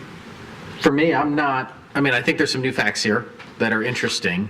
I think the fact that we have the ability to terminate a lease if things don't work out. We have a motivated property owner that's willing to put the work in, has put the work in to try to, take a swing, not for the fences here, but, something that seems reasonable. I understand our city engineer's position to say, hey, are there sureties and guarantees and contracts and all that? Given the fact that we can terminate at any time, I don't think the situation gets worse than what it is now. So if we were to afford an opportunity with a caveat to say, hey, let's check in a year to see if the alley has, if they have secured at least some agreements. Is it 100%? I don't know. But if you get a couple of those folks on board, that's a significant improvement and reduces the amount of containers back there, and which reduces, any sort of unwanted animal infestations. With that information and knowing if to me, it's worth giving a shot to see if it works. And if it doesn't, or we have problems or complaints or violations, then we come back and we can terminate the license and go back to just a normal enclosure and move it around and go from there. Commissioner Macy? Okay, I hear you, Mayor. Move approval of license agreement with a request to city staff to put this back on our agenda for review in a year. Yeah, well, I don't know about if it has to come back here in a year, but I think that city staff will look at it give them a year to do it, and if that's what I said. Yeah, perfect. And if the city engineer wants to terminate it, then she can bring it here. Okay, we have a motion by Commissioner Macy. Is there a second? Second by Commissioner Herzog. All right, discussion? Commissioner Douglas. Yeah, I'm not going to support the motion, and it's like, 51-49 here. I see the merits of it, but I take to heart what I've heard in the past from staff and the opinion of the engineering department, and so I think I'm gonna throw in with them and vote against the motion, but I won't cry if it passes. I'm like 60-40 on it too. Like I think that it comes down to, trusting folks to get it done. So, I think if it gets done, it's great. If it doesn't, it's worth a shot. Sometimes as a amazing government entity, we have to take a little risk. Commissioner Colo? Thank you, Mr. Mayor. Ms. Donahue, quick question. Look at these pictures. Do you know whose dumpsters these are back here, and are these in the alley also? On the first page. Sorry, try to get you before you backed up. No problem. I believe all the dumpsters I see there are in the public alley. Off to the right, the trash containers, that's Stagecrafter's private property there, but the other ones are all in the public alley. So are those just hanging out there, not allowed? Correct. They have nowhere else to put them, so If they code just... enforcement went out, they would send them a notice. Gotcha. Okay. Thank you. All right. Anybody else? Commissioner Hunt? I would just say that I concur with Commissioner Douglas. I would like to see a little bit more proof of the buy-in of the other tenants before jumping on board with this. I'm also not a big fan of agreements that don't necessarily have a hard end date. I understand this is a licensing agreement, but this is a fairly new relationship type that we're dealing with here, so I would like to see some sort of hard end date on the contract. Okay. Anybody else? All right. I'll call for the vote. All those in favor say aye. Aye. Those opposed? No? I see a hand of the noes. 1, 2, 3, 4-3. Motion passes. All right, it's a close one, which means that if you don't get that alley cleaned up or whatever, with that comment, which is a noble thing because it's kind of on you to go do it. So, I don't ask this from very many people, but prove us right, at least the 4 that voted for this. We put our trust in you. Go get it done. Help the neighbors get signed up for that. And if it is, then it's a good example of, great cooperation. Thank you very much. If not, I'll eat my words and be like, you know what, Commissioner Hunt and Commissioner Douglas were right, and you should always have an agreement ahead of time. Mayor, Commission, I told you so. Oh, I thought it was on buying the beer. That might be more than 4. too. The Commission, we take a lot of pride in that building, and we really are trying to do this for the community, for the building, the tenants, so thank you for the opportunity. Well, good luck. Thank you. Appreciate it. Thank you. All right. I see Ms. Barkman here for the consideration of a resolution to approve model bylaws for boards and commissions. Good evening, Mayor and Commissioners. What I have before you is another portion of the Boards and Commissions review. So you may remember that during that review process, we had found a earlier version of model bylaws that came from way before I got here and way before Nick got here. And for some reason, they didn't quite gain traction with all of the boards and commissions. So we've recommended just taking a quick pass at that, updating it as necessary. You all agreed, so we're back tonight with the updated version. So the staff looked at what was there. We didn't see anything that was super out of the ordinary, but we did add a few provisions. Most notably, the Human Rights Commission had, in their bylaws, included a statement on accessibility and how to request accessibility. So we included that for all of in the model bylaws, so a lot of our other boards and commissions would also hopefully have that in the end. We included a provision that requires or asks boards and commissions members to update their contact information with the clerk, or at least check annually to make sure it's correct. We also included a brief code of conduct statement and the updated language around the attendance ordinance and how to find that, since we changed that a little bit. the intent of the model bylaws is to give our boards a place to work from. It's not intended to be prescriptive in the sense that they can't have anything else and it has to be this, but we're trying to give them a place or a platform to work off of. So there may be provisions that other boards would really like to have because it's unique to their board. And so we want boards to take some ownership and ability to kind of craft that a little bit. So if you all approve the model bylaws, we would be working with staff for each of the boards that don't have or bylaws and asking them to work with their board to create them, craft them, finalize them, and then bring them back here for approval. So Ms. Markman, if I heard you correct, this is sort of like a piece of clay that each board can mold and shape to their own need, but instead of saying, hey, go get you some bylaws, we're saying, hey, we have a great example here of where you can start, some questions you need to ask yourselves, and kind of take it from there. Yep. Good. Okay. Questions? Commissioner Douglas. Yeah, I have a question about Robert's Rules of Order. At the Planning Commission, we have for quite some time operated under, so there are rules for small organizations that are a little bit more flexible. You know, you can change an amendment, you know, if everybody agrees. You don't have to make a motion and approve it and can we find that flexibility for these committees? Because I find they often struggle. They have consensus, right? And yet they have to go through kind of the whole motion approval drill. How can we accommodate that? So I think through the bylaws, there's some information in there about, Robert's Rules of Order is kind of technically that's correct. But a lot of our boards are already doing that. They're already having that flexibility.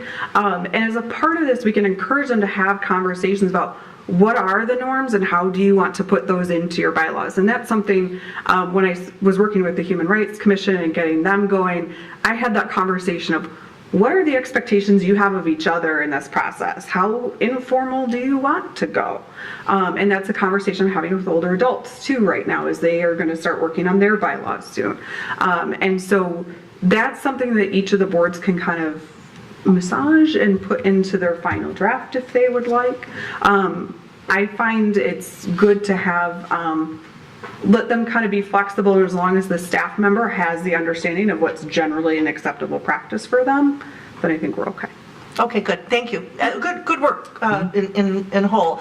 This has been a long route, but I have to say I'm pleased with the application process through eScribe, and this is kind of the next step in wrangling our committees, which has been.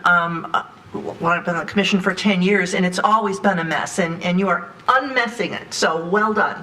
Doing my best. Commissioner Colo. Thank you, Mr. Mayor. And I apologize, my notes were saved apparently on my desktop at home and not on this version, so I have to do this off my memory here. Don't apologize, that means there's probably less.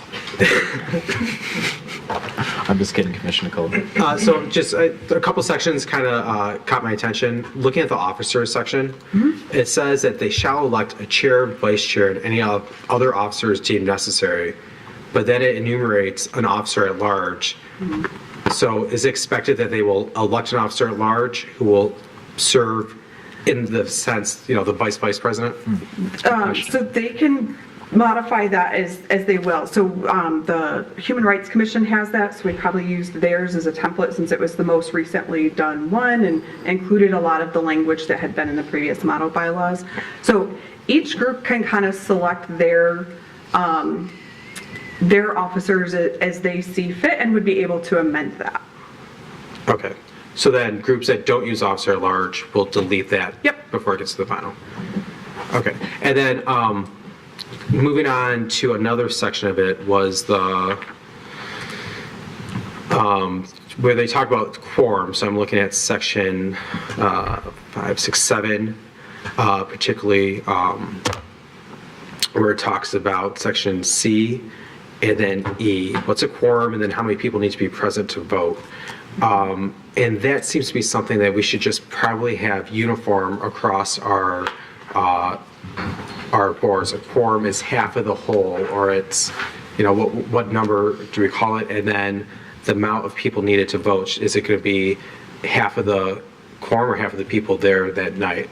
I think it's probably just cleaner and simpler for staff liaisons working with different committees, and just for the expectations upon our, as we're teaching boards and committees, operation, it might be easier if we have one standard number there. We can look at what that would look like. One of the challenges is some of our boards are created by resolution, which it generally says almost nothing about what that board is or how it functions. Other boards are already prescribed by ordinance with their quorum. Not all boards are the same size. So EAB, for example, is very large. Other boards are very small.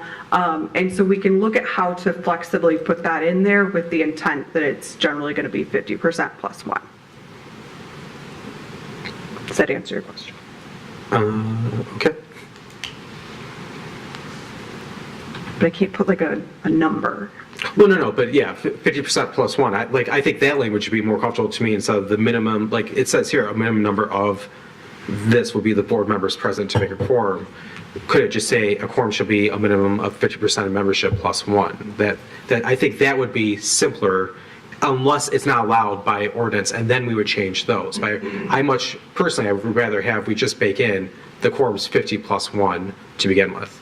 As You can make that amendment if that's pleasure of the body.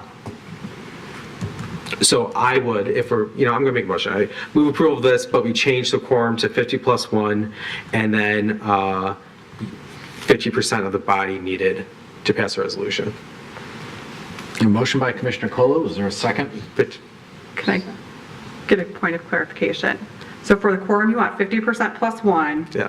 And for the approval, you want 50% of the body or 50% of the body that is present? Because that has come up from in another place of what is easier.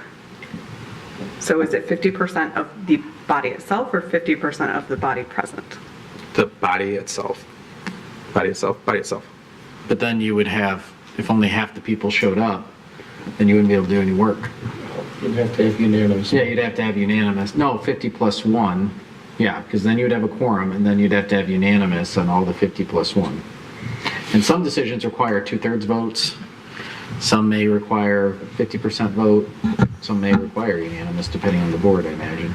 And I'll kind of add to the complication, if I may, Mayor, there's certain statutorily mandated boards like Planning Commission, Zoning Board of Appeals, where they have like certain mandates like this commission does, where certain items it has to be like a 2/3 vote of the entire whole commission, not just who's present if you have quorum. So there's a lot of, I think what Susan's trying to get at is she's just trying to set a starting place for these guys to discuss that, because each board or commission is different, lives within a different set of rules and regulations, some of them.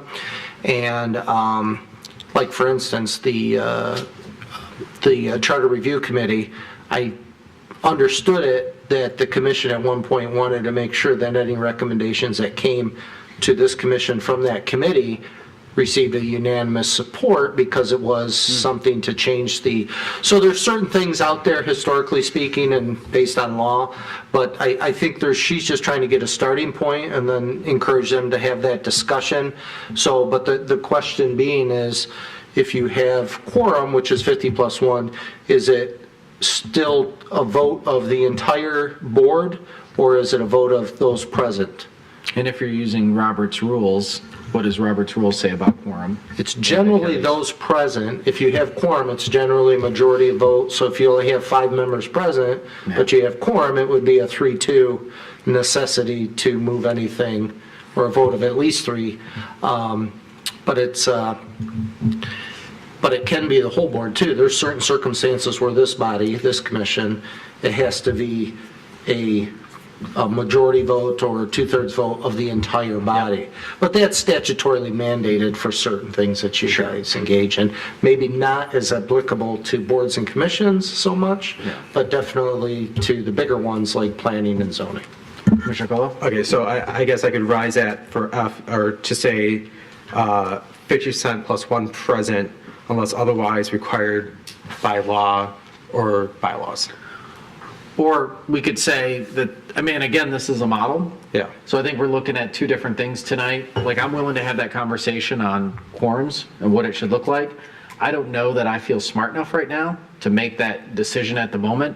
I would feel happy to put in here a note that says, for example, 50% plus one as for the boards to look at.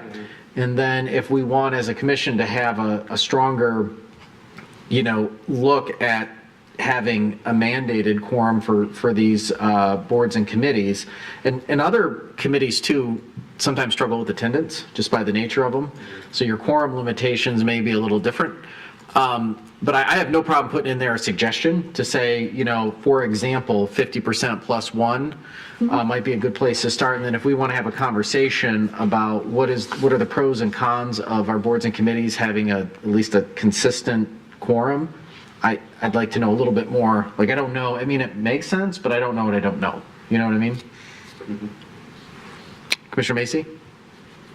I hear what you're saying, but everything in here is a suggestion. These are just model bylaws. And so when they're looking at this number and they just see number, it seems like you can pick any old thing. So even if you have a note that says, for example, so I mean, I am with Commissioner Cole that I feel like I would want to say that standard here in the model bylaws, which all of this can be edited it's not mandatory for them to even adopt it. So, I mean, I'm fine with having it be a note, but I would word it more strongly than, for example, like I would put it like the standard or the starting point. The starting point is the 50% plus one for the quorum. Anybody else? Commissioner Herzog? A different question. Sure. Wherever we went. Moving on. So, what's the process? Like, the board will then talk about these things, put it together with their staff liaison, and then does it come to you and you check it, or how? It's a great question. Okay. It's difficult for me to attend all of the boards and commissions and facilitate all these conversations. So I'm going to be asking the staff liaisons to take the model bylaws, tweak them as kind of what their current practice is, and then bring them to their boards, have that conversation of what makes sense to them. Are there things that need to come in? Oh, do you want to adjust the quorum? What is all those things? I can take a look at them before they come back. That may kind of help filter some of the intent of what you're saying, because our staff liaisons aren't all here tonight. And that's maybe where, if there's boards you are looking for a higher quorum, or you want the 50% of all board members, not the 50% who are present. Our boards function very differently. EAB, for example, is different from the Veterans Event Committee. You may be comfortable with different thresholds. And so with your feedback, I can kind of look at that and make some change, look at how they're doing, and kind of what I think you guys are headed or where your interests are. And then those will come to you for review and approval before they would be kind of considered finalized. And then what's the timeline on? So we would be asking boards to do these over the next couple months. And part of that depends on what their routine meeting schedule is. So some boards, if we get too close to the summer, they don't meet during summer. Some boards meet every other month. And so I'm also cognizant of not wanting to have boards and commissions bylaws night, where you guys have 5 or 6 different sets to approve all in one night. So kind of taking all of those things into consideration, I would suspect it would be a couple of months that you would have boards reviewing. So probably not anything in the next maybe month or 2, but after that you would start to see them come in. Questions? Commissioner Colo. I'm sorry, I meant to ask this earlier. I see there's not anything in here about public comment. City Commission has a policy of 3 minutes for public comment. I believe that's trickled down to all of our boards and committees.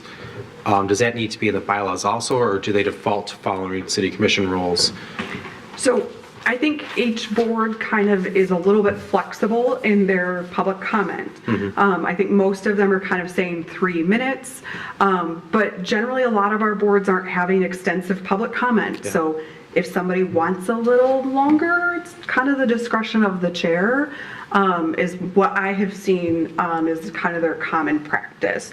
Again, I think the Commission for the Arts one night did have a substantial number of people who came in and they were pretty strict on 3 minutes, but a lot of times the chair will waive that 3 minutes anyway, so, but we certainly could add it in. Should we add a section though should we add a section that states that's, 3-minute public comment per topic, or per speaker, follow the city commission rules of public comment, might be the easiest way to do it. With the chair of, and the same rules, the chair here has the ability to add a little extra time. So I think that's a really good catch, because we actually had a little issue at our planning commission. And it kind of always bothered me a little bit on the public agenda, but actually how we did it just never really, it said public comment on non-agenda items. And so if there was an agenda item, but it wasn't a public hearing, technically you couldn't comment on that. Nobody really kind of construed it over the way, but we agreed hey, this language needs to be cleared up. So I do think maybe there is, there should be some language in there about public comment. I think other times where people get tripped up that I've noticed over the years serving on some of these boards is inherently they're very not political, but some folks have amazing ways of making things that aren't political, especially every odd year. And having when agendas are posted and how they're, how the information, when folks get it, how before, those are also interesting suggestions that they can put in their sort of operating rules. We don't really have it in our ordinances or bylaws, but we have certain things in there about putting things on the agenda and stuff like that. And I know some of that's in there and all of that, but it's good to, these aren't just how to operate, but also I see a small window here, a small opportunity to avoid conflict. So those are things that we can, there's probably two parts to that. So each board could kind of set their expectations and thresholds. With the transition to e-scribe, addressing some of those questions around what are our notification requirements, what is that timing, that's something that we're addressing as a part of that training process with the staff liaison, because ultimately it is the staff liaison's responsibility to ensure that agendas and notices are being properly posted. Traditionally, I think in the past, some of our boards, it's really been the board member who's creating the agenda, and that's where we're kind of, I think, missing some of those catches of getting things posted timely. And I think having a staff liaison do that work will help resolve that issue. But at least you'll have a basis that when people do decide within that group what they want to do, the impetus being the new agenda system, they can if they decide to memorialize it in their operating plan, they can do that, or their bylaws. Okay. All right, so there was kind of a motion on the table, and then it went into a bunch of questions and discussion. Commissioner Hunt? Commissioner Cole, please restate his motion. Can the secretary please restate my motion? She needs you to restate your motion. Would you Can we look at the tape? Would you like a memory, Joe? Yes, please. So where we had, the motion, I believe, was to approve the model bylaws with the addition of the quorum language being 50% plus one, adding that the vote would be a 50% of those present, and then the additional 3 minutes of you didn't make this part, so maybe I'm speaking for it. No, that's what I said. And then I believe there was a question of whether or not we wanted to add the 3 minutes of public comment rules, which I can or cannot do. I think I said 3-minute public comment when I made the motion. I heard that.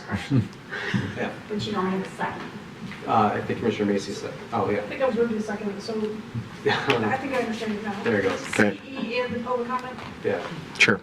But part of that was also that the quorum was notwithstanding any federal or state or ordinance requirements that would require a supermajority vote or something like that. Just guidelines. Yes. So we have a A first and a second. Discussion? I mean, I'm not going to shut down this whole show with a vote. Not that I could, because I want to talk about quorums a little bit more. But just as we'd see how it works right now, if everyone adopts these quorums because they're in front of them and it causes problems, then we'll motivate that conversation to talk about what we could do to find consistency or inconsistency if needed. So, all right. Any discussion? All right, call for the vote. All those in favor say aye. Aye. Those opposed? Motion passes. Thank you. Thank you. All right, that brings us to item 13, and that item tonight is proposed amendment to Special Event Permit 2024 Arts, Beats, and Eats. Chief Michael Moore. Thank you, Mayor, members of the commission. Jonathan Witz and Associates is requesting to amend the Arts, Beats, and Eats Special Event Permit to include a cannabis sales and consumption area in 2024. The organizer is requesting to duplicate the activation area in the same fashion as he did last year. It will remain in the same alleyway, offer the same cannabis products, and utilize the same security company as well.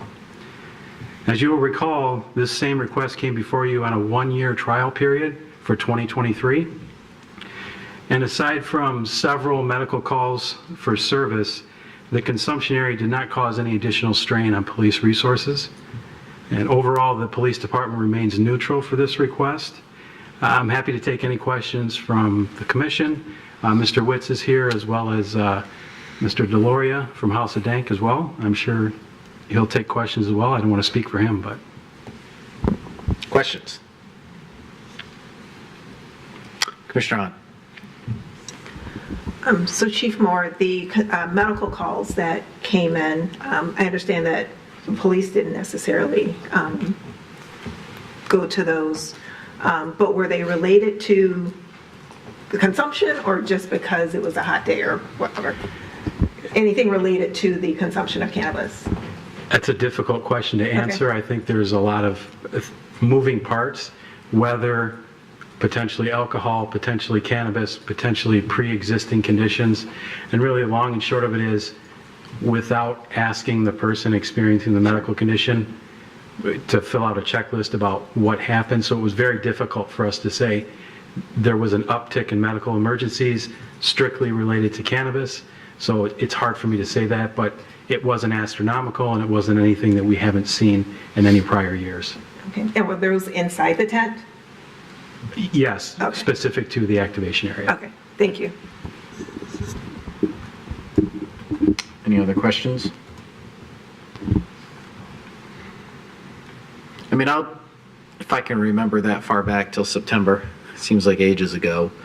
Back when we first approved this, I think I took a similar neutrality position to say, well, let's try it. I mean, you know, the voters in Royal Oak at 70+% voted.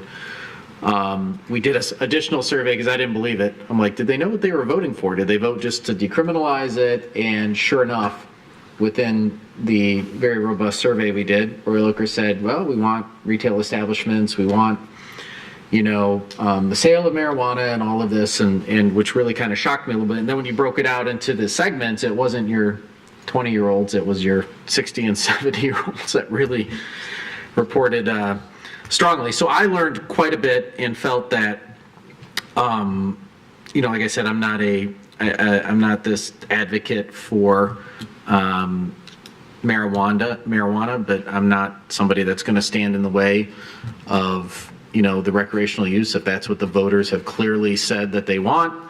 The caveat I gave last year was, you know, if it doesn't work out well, if there's problems or whatever, 100% a no the next year. I took my family to the event. I will say I did walk around the cannabis serving. It was kind of hard, not that it was hard to find, but it just didn't seem to stick out to me like I thought it might.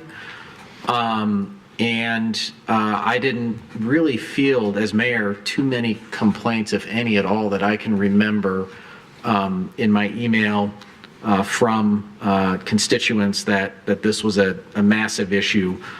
We did talk about at the time, people are going to be, you know, whether you have a consumption area or not, they're going to be, they can fit a gummy bear in their front pocket and or gummy worm or whatever people do.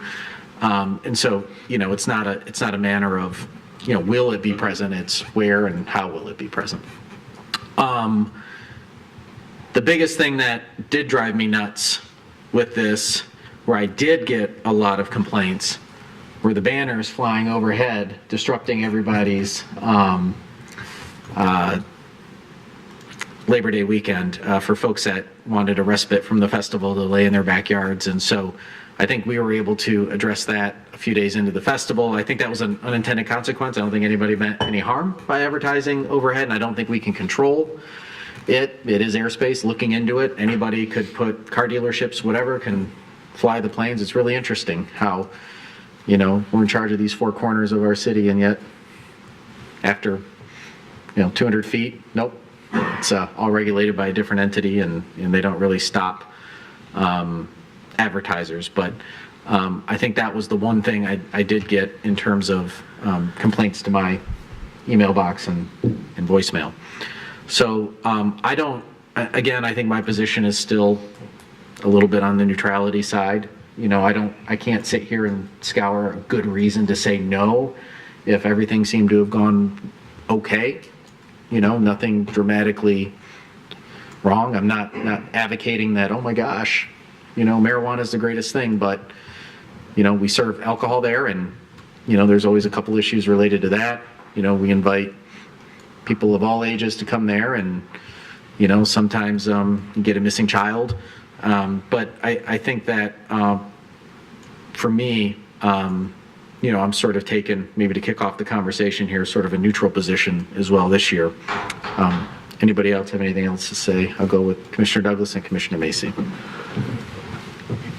I made it a point to evaluate this offering last year. I walked around the perimeter of it. I never smelled a thing. I mean, unless I was looking for it, I kind of didn't even know it was there. I went into the area. I thought it was, certainly well-staffed. I went into the consumption area and stood next to people smoking marijuana and couldn't even smell it in that area. I was very impressed with the operation. It's a legal substance. It's regulated like alcohol. Certainly there's alcohol all over the festival. I thought they did a good job last year, and while we may continue our discussions, I'll be supporting a motion in favor of it. Said the boomer. That was interesting in the survey. Mm-hmm. Commissioner Macy. Yeah, I voted in favor of this last year. I was misquoted in the paper as saying, I think it's fun. What I really said was, I think it's fine. And I think it was fine. And it sounds like I was concerned to hear what the police said after, and it seemed like it did go because they were hesitant and, reasonably so. And so I still think it's fine to have this. But I had the same concern that you had, Mayor, about the advertisements. We got a ton of complaints. So those great weekend, ton of complaints. And I know we've talked to the advertiser, we've talked to them in the past about how to advertise this event.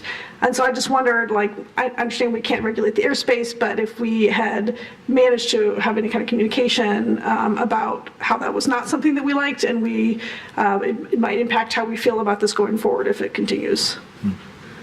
I didn't know if that conversation had happened or if we're just saying it for the first time now. I think when the message was delivered to, can you cull it back a little bit on the the planes, it's waking up babies at nap time. And it did. I mean, it took a day, but it stopped and slowed significantly. If that didn't happen, I would be sitting here saying, yes, that impacts my decision.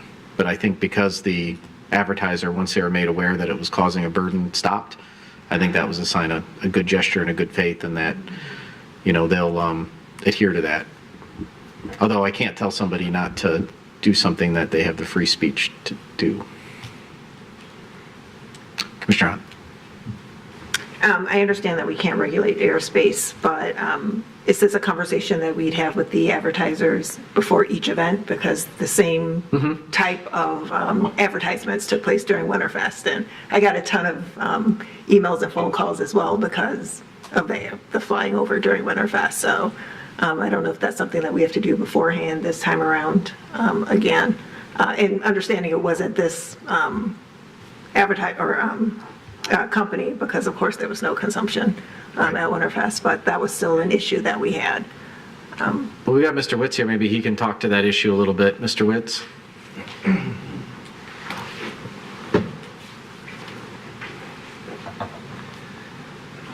So I definitely can. And, first of all, I think Commissioner Douglas recognized the outcome of the work that was put in. It was a significant financial and staffing investment because of what everyone had on the line and giving this a chance, and there were a lot of resources put toward that. So I just wanted to, mention that didn't happen by accident. On the planes, I think there's a greater issue. The planes that advertised in Winter Blast were actually a competitor of the sponsor. The sponsor agreed not to do it, but then the sponsor was frustrated because the competitor was in the air taking the airspace. And so I think we do have a situation. Planes have been part of Arts, Beats and Eats for years, sometimes more than others, but we've had that issue there. I will just say that I'm committed to work with the chief, the county, and any source that we can to ban them all together for a safety reason. And I think that should be something that we have voices on. And I think having planes flying overhead, that many people constantly, is an issue of public safety, not just from a terrorism perspective, but just, again, the more times you have planes flying around and around and around, especially small planes, and with all those people that are below, I just think that's the way to attack this. And with any contact or advocacy we can do, we would prefer to have none of them there. The problem is that if they are allowed, it's not fair to people that are actually supporting the event to be grounded if other folks that are just going to take advantage of the airspace, that's what you call guerrilla marketing, that, it's just, that's what people do. And so I think it's a very tricky issue. But the commitment of the event, our contacts, our advocacy, the nonprofit communities, everyone, I can rally a cause to eliminate the planes if that's an action. And I would ask the chief if he agrees that they're a safety issue in addition to, just a nuisance issue. Yeah, most definitely. And the airspace is regulated by the FAA, which the mayor pointed out, it seems ridiculous that we can regulate everything here, but when you get above something, we don't have a say in it anymore. I started to do some initial research on this because Mr. Witz and I had talked about it seemed to punish his sponsors that were doing the right thing and then others came in, but it seems as though some communities have tried to adopt local ordinances that were then thrown out because it can't supersede what the FAA is doing. So another thing I thought about was, yes, we don't want these planes flying overhead, this crowd density and things, but I think then they just make a wider circle and they're no longer over the event footprint itself. You still have the noise, you still have people that are upset about that. So I don't know if that is an angle. So I think there's more research that needs to be done, but so far I'm not finding any easy solutions to this. Commissioner Douglas. Chief, do those, the police have, or sheriffs, whatever, have helicopters that you use to monitor this event? Do you find that, can you make a case that the airplanes interfere with, policing? I don't want to speak for the pilots. I've never heard that complaint from them. You might. I mean, maybe that's a possibility, but I do know that they will be an asset that we continue to use. So again, more research I think needs to be done. Thanks. Commissioner Fellow? Thank you. Just, another thing about the advertisements. I think one thing, especially, we found during Winter Blast last year that the planes were out all the time. We still got complaints. I don't think we got as many complaints as we did during Art Speaks and Eats, namely because of the content of the advertisements that it drew people into the area, right? It advertised, I think it was free weed.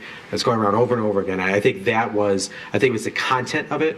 Now, we can't regulate content by any means, but knowing that, I think that was a trigger for a lot of people. I think Winter Blast, we got a lot of complaints. We still got a lot of complaints, but I think once those ended, even though there's still planes going around every day with different advertisement, our complaints would, at least for me, the complaints were down a lot. So we do appreciate the movement we had on that last year. Yeah, it was immediate, and the sponsor stipulated there would be no such advertising going forward in the future. So that was. Yeah, so Mr. Ritz, a second question while I have the floor here. Looking at the Art Speaks and Eats map, last year the festival went substantially smoke-free during the event in consideration. We talked about doing that in consideration for having the smoking areas for consumption of cannabis and then designated smoking areas. I don't see that in this map. Do you plan on doing that again this year? 100%. And 100% smoke-free, thank you. 70% smoke-free. But that was one of the biggest victories, in addition to not being able to smell the cannabis, is that we eliminated smoking. We had high school volunteers, and this is a message of just goodness for our society, is we had high school, forgetting the National Honor Society kids from my home city of Troy who volunteered in exchange for a contribution to different school organizations. And they stepped up, and they had a 95% compliance rate when asking adults not to smoke. I mean, it was incredible. I mean, just the understanding of, hey, there's a family area, there's art, people are eating here, there's a smoking area over here. And we did it without police or security, and the response that young people got representing our goal to have much of the festival be smoke-free was an incredibly positive thing. And if you walk down Washington or in the art fair, you could barely see a cigarette. I mean, it was great. And that might have been your suggestion too, Commissioner. It was very good. Commissioner Chisholm? Yeah, so that's been a little bit of a struggle for me in thinking about this. And I think you might know that because my background is in public health, and I understand that voters supported legalization of marijuana. I know it's available in multiple ways, and I guess I've struggled with this idea of voting to support smoking in a public area. I appreciate what you're adding to the conversation and to my consideration, but I also think about, if the smoking area was within the tent, then is that correct? So everybody was sent to the tent? Yeah, and we virtually eliminated any secondhand smoke from outside the area that were to drift. So yes, but that area within the tent was the only area, and that represented less than 1% of the entire grounds, and we were able to eliminate, for the most part, smoking in 70% of the area. So it was one of those really good energy exchanges of eliminating something that is considered very, very dangerous, in general, smoking. And so Commissioner Douglas's comments earlier had me intrigued. Like, did you have an air filtration system within the tent to try to eliminate the smoke there? We had two areas. There were two aspects of tackling the problem. One were ceiling, very high level ceiling fans, and then there were air filtration systems on the ground, and the two of them together worked. The fans pushed into the filtration, air was filtered, and it was just an incredible result. I mean, even to the point where we talked through this and went through it in many meetings with the sponsor, and the results were just mind-blowing to me of how little that smoke made it anywhere. And were there people who came to the tent to smoke cigarettes versus? No. Okay. I saw none. I was in there maybe 4 or 5 times a day and did not see any. So then most people who were asked not to smoke just didn't smoke at the festival? Is that? I'm not sure what was. I might have missed the question. Two separate areas. There was a smoking only area that a cannabis consumption. Okay. I guess that's what I'm wondering. Okay, so there's a smoking area. The Smoking only. smoking Okay. area was pretty liberal, so it was in the main stage or several areas that you could smoke on a whole block, for example. there, okay. But we eliminated where most of the food was, where the art was, where any family activities were, where the carnival was, the kids stage. So we tried to approach areas to eliminate smoking where people are enjoying food, art, or where there was a concentration of kids. Okay. And that was our goal there. Okay. I don't think I have any more questions then. Thank you. Anybody else? All right, well, we have a resolution in front of us as prepared by staff. Commissioner Douglas? Yeah, I'll move approval. Motion by Commissioner Douglas, is there a second? Second by Commissioner Macy. Discussion. Fine. Fine. Okay. All right, I'll call for the vote. All those in favor say aye. Aye. Those opposed? Motion. Oh, those opposed? We have a no. Commissioner Cheatham, for the record. Okay. The motion passes 6-1. Okay. So that brings us to item 14, which is the proposed amendment, special event permit 2024 Taco Fest. Chief Moore. Thank you, Mayor and Commissioners. Jonathan Witz and Associates is requesting to amend the Taco Fest special event permit to include a cannabis sales and consumption area for a one-year trial period in 2024. The cannabis sales and consumption area will be located in the municipal parking lot at 3rd and William Street, adjacent to the WROK on 3rd. This area will be operated in a very similar fashion as the activation area from last year's Arts, Beats, and Eats event, including the same security company that was in place for that event. The cannabis partner for this event is Jars Cannabis. Jars has experience sponsoring a one-day event in Denver, Colorado called the 420 Festival. And the main difference is that cannabis consumption is not permitted at the 420 Festival and is limited to a one-day event. I researched the 420 Festival extensively, and I spoke with the incident commander from the Denver Police Department about their event. And in the last 7 years, they haven't had any significant incidents. Before you this evening are two resolutions to consider. One to approve the Taco Fest special event, and one to approve the addition of the cannabis sales and consumption area. Overall, the police department remains neutral on these requests. As always, I'm happy to answer any questions you might have. Obviously, Mr. Witz is here along with the cannabis sponsor, and if you're so inclined, I believe he has a slide deck if you'd like to see that as well. Well, we'll start questions for Chief Moore. Okay. Oh, Commissioner Macy. Does this have any impact on the staffing that would be required from you for the festival? No, we will staff it the same as we had before. There will be increased security. Again, there is event security, and then there will be security dedicated to the consumption and sales area, so more of a burden on the organizer.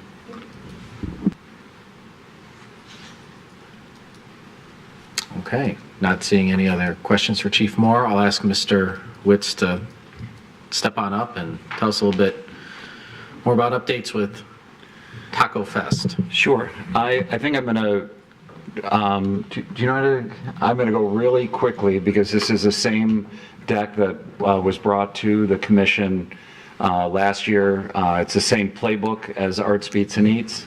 I'll address the location a little bit so we can fly through, Judy. I'm okay. The partner's Jars. We can keep rolling. This is the area where we'll be.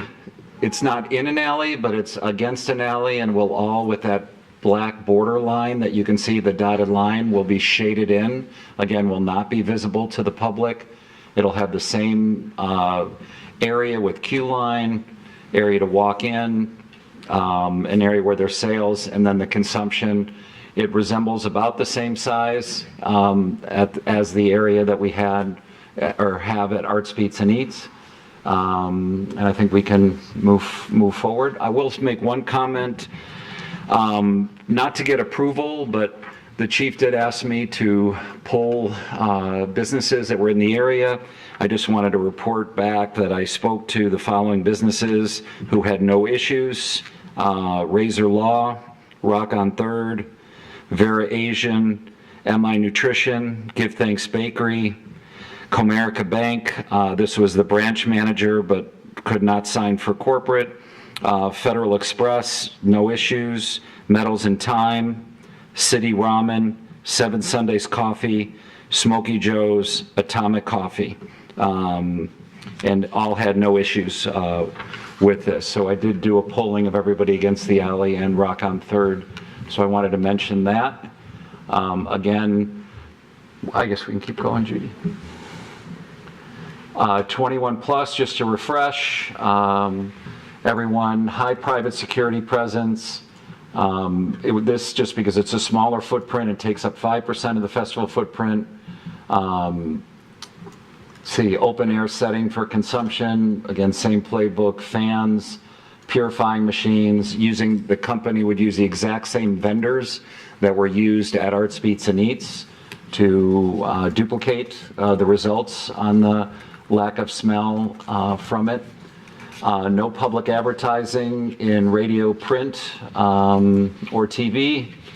And there would be special security and signage for no consumption, other activation area. Their other activation, they also have another activation area, so they would have security and signage indicating no consumption in their promotional area.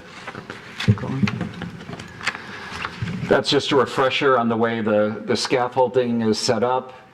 And again, I think several commissioners at the last time we presented for Arts, Beats and Eats mentioned it's not just the city's reputation, it's our reputation on the line.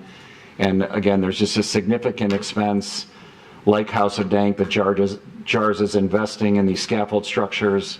I would say the whole exhibit, just in the sales and consumption area, would probably be $150,000. There is no, there's no recouping that. They are presenting the industry in a great positive light, and we would not work with a partner that could not live up to doing this in an exceptional way as will be done for this, like Arts, Beats and Eats.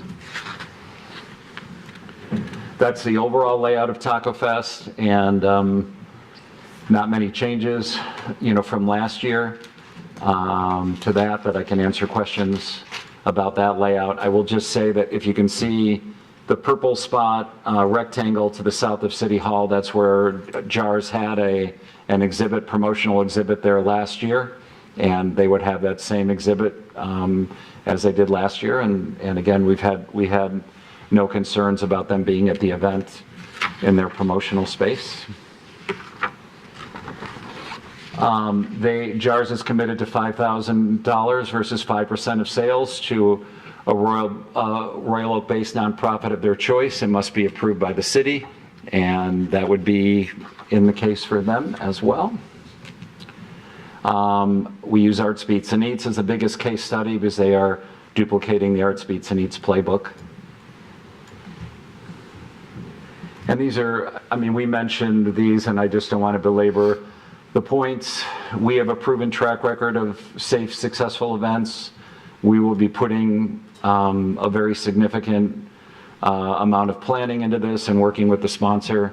And I think I've stated many of these reasons. It has to go through state licensing process, and I think I don't want to belabor these points.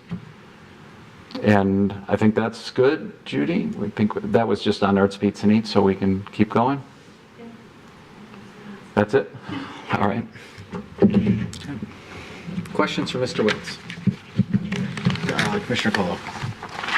Thank you, Mr. Mayor. Ms. Davis, can we look at the layout again?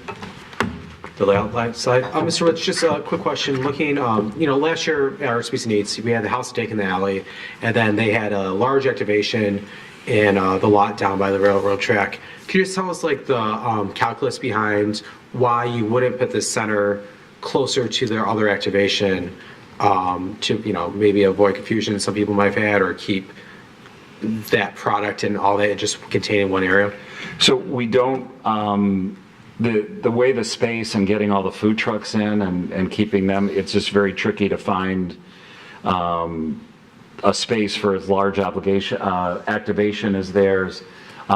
Compared to House of Dank, it's a significantly smaller promotional activation. House of Dank is, I'm going to just try and approximate the size of that lot. It's 50 by 95, and their activation is in it's like a 30 by 30 activation. No, maybe 30 by 40. It's just a shipping container. And I mean, I'm not saying it's technically impossible, but having their activation is near where we did wrestling and have food trucks and some of the adult activities off to the right. And I was trying to keep them separate and not visible from the park space, which is where we've moved all of our family activities to. So I was trying to keep a separation with the park activities in the middle. And we thought this was the best way. And for their investment in the event, it does give them some exposure on two sides of the event from a marketing perspective as well. Thank you. Commissioner Macy. So this is a significantly smaller event than Arts Beats and Eats, so I'm wondering why the cannabis area is the same size as the Arts Beats and Eats. The Taco Fest is more of an adult crowd, so that's the reason why it is the same size. The percentage of adults is a little bit, not a little bit, it's definitely greater. The focus on food and music.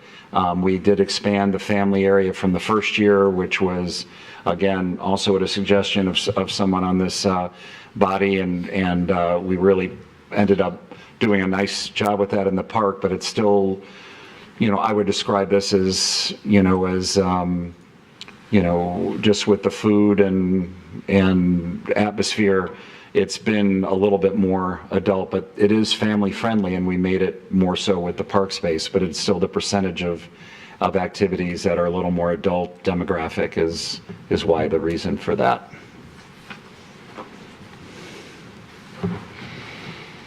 Any other questions? I'll just say from a discussion point of view, it's the same neutrality that I had before, the same reasoning and logic. With the exception, this is new, a new constellation, so there are variables that are different. Arts Beats and Eats, we went out on a year and said, let's try it, and, gave the discussion just a few moments ago on that. This one, similar thoughts and ideas, but recognizing that there are variables. This isn't the same event. It's not the same time of year. It's not exactly the same location. It's not exactly the same crowd. So, I have the same, little bit of a, I'll say, questions that can only be answered with a trial for a year. And if it works out, and just like it did Arts Beats and Eats, then okay. But I kind of have this similar neutrality, unless there's a really good reason to say no, at least with the consumption element of it. Commissioner Hunt? So you're using a different company this year, or with Taco Fest rather than Different sponsor. Yeah, different sponsor. Similar partner. Is that just for variety, since you're using House of Dank with ABE? House of Dank is here, and we offered to them, and they had simply was a staffing issue of people wanting to enjoy the holiday and not being putting those kind of resources into the event. So I think it's a great question, and if they were, we wanted.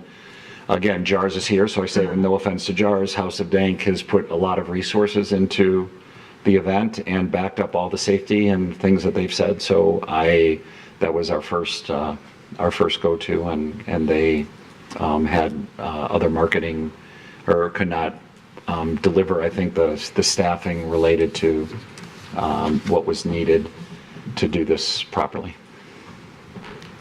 All right, thank you. Commissioner Macy?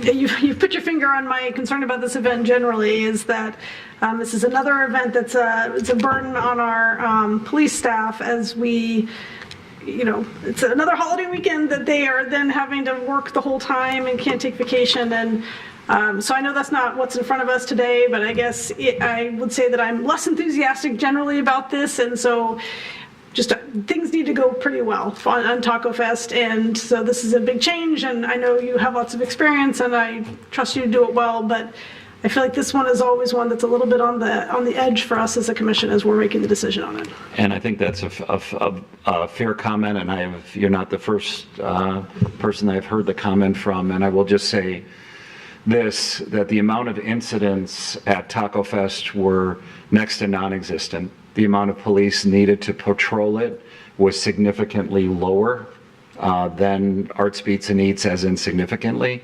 I will just ask the chief, was it 4 or 6 at a time officers that were? It was 4 police officers and a supervisor, open to close. So that's right in the middle. So only 5 officers to manage an incident-free event. And we cut back a day from last year. So instead of a 5-day program, the next 2 years, which the DDA approved, are 4-day incarnations of the event.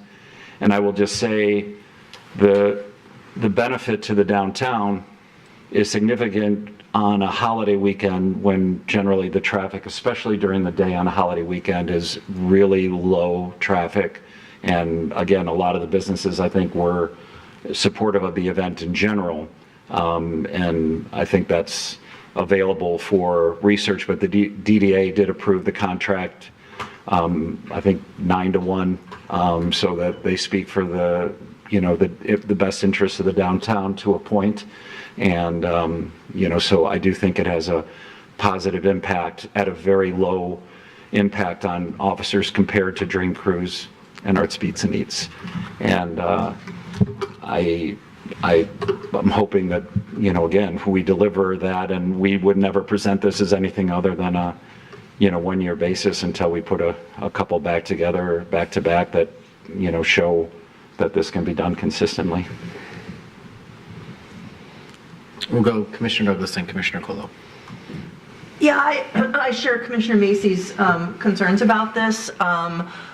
We've got whatever, Juneteenth, and then we've got Taco Fest, and then we've got Dream Cruise, and then we've got Arts, Beats, and Eats, and we live in a time where it is very difficult to recruit police officers, and some of them just aren't interested in a job that is policing special events. And I'll say that while there are only 6 officers or 4 officers and a supervisor at a time at the festival, they're not the same people, so that it's still more than just 5 people whose potential 4th of July weekend is affected. So I'm taking a real hard look at this in terms of the cost, both the cost, human cost, and money costs of policing this event. So the jury's kind of out with me. I mean, not on this. I'm fine with it this year, but I think next year we want to take maybe a closer look at that. Just one response to that is that this event did replace Rock and Rides, which had a much higher level of officer requirement for safety, and we were also approached on doing a New Year's Eve event. We were approached on doing many events in the city of Royal Oak, and I have had close discussions with Chief Moore on not bringing anything else. And again, just because of our profile, everyone says, hey, let's do this, let's do that. And we are absolutely holding firm with, the things that we're bringing to the city, and we're dedicated to just high quality programming. And again, things that might be, only exception would be just major family focused things that require next to, no, law enforcement, needs, like the skating rink. Commissioner Colo? Thank you, Mr. Mayor. Mr. Fritz, I think you heard from Commissioner Macy, Commissioner Douglas, kind of the temperature up right now, and you do great things. I keep in mind these comments and maybe take them to heart. We could see maybe some changes we could make in the future, and also remember that the DDA is not the city of Royal Oak, and it, at the end of the day, still does come before us. We have a obligation to the city, right? Not just to our downtown. So all those taken into consideration, you're a great partner with the city. I think we'll all work this stuff out. Anybody else? Yeah, I'll just say, I mean, you know, for this, what's in front of us, there's two resolutions. One is to approve the event for this year, and it's only in a handful of months, so a lot of work has been done already, ready to go. And then the variable is the consumption tent, which we have experience with Arts Beats and Eats, and, you know, with the operator, you know, managing it and running it, and with the ability to shut it down at any moment if there's an issue. So I feel, I mean, for me, I feel comfortable enough to support the two resolutions. I think that there's a bigger conversation about, you know, a lot of different things related to events. But I don't think that, you know, to me, I think the feedback's important, but I think focused on these two elements in front of us right now. And then, you know, if there is some brainstorm of ideas, we can talk about that, you know, for what summer looks like for next year. And I think that's a conversation about Woodward Dream Cruise. You know, it's a conversation about a lot of things that create a compact summer. So it's not one thing. It's a lot of things about, and it's not always, you know, do nothing. You know, have, you know, ban all events. I think sometimes there's conversations that can solve a problem that, you know, we might find opportunities in different areas to address concerns about vacation schedules in the summer. Commissioner Macy? We're approving the event today? Or the addition of the cannabis? Both. Oh. Both.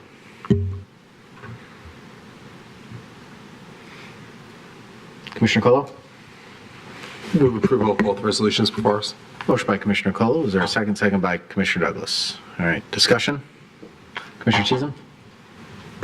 I'm just wondering if we can separate them out, because I have the same concerns that I had with the previous vote as far as, you know, discomfort in voting in favor of the smoking aspect of it, but I don't have any problem with the event. So I wonder if we can have, it's two different resolutions, right? So could we have two separate votes? So would it be clunky if Commissioner Chisholm were to make an amendment to pull out just the approval of the event from the original motion, and then we approve that motion? I mean, on paper, it all ticks and ties. Is that something is that okay? Okay, so Commissioner Chisholm, you can make a motion right now to amend the original motion to separate them into two motions, and then we'll vote on each. Can I just say so moved? Yes. Okay. A second? Second by Commissioner Macy. Discussion on, oh, go ahead, Commissioner Macy. I do have concession. So, I'm sorry that I was confused about this, but so is it usually mid-March that we approve something that takes place in early July? Yes, it is. I see Mr. Benson saying yes, okay. Yeah. I mean, it does seem compact. So, Commissioner Douglas. So we don't really have this, I mean, we don't have a contract with Taco Fest like we have with Arts Beats and Eats. It's just a special event approval, and there are considerable negotiations and discussions and plans and submissions to the department before we get to that. So this is kind of in the past, the chief has improved this administratively, I believe, and I think it's only because of the addition of the cannabis that we wanted to bring the whole package to us, Mike. All right, and the addition of the cannabis would require a change to the agreement, I think. But I'll let Chief Moore answer that question real quick. Yeah, Commissioner Douglas, that's exactly it. Had it not been the ask for the additional cannabis, I would have administratively approved the event, but it was coming before you.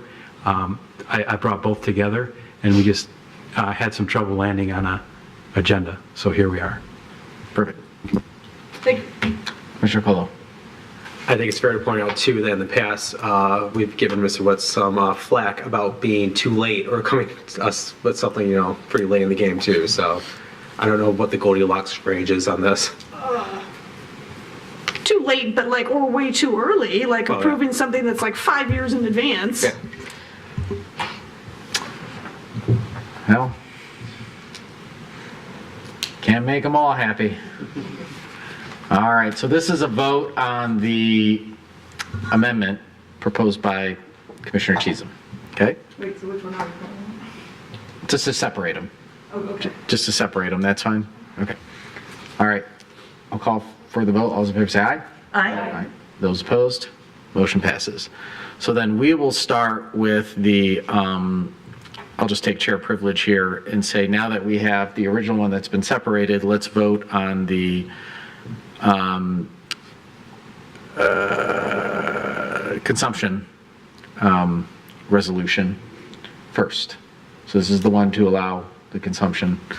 So that seems to be the right order because the contract would follow. I don't know why I'm holding my gavel. Directing this orchestra accordingly. Brass? Okay. All right. So any discussion on this one?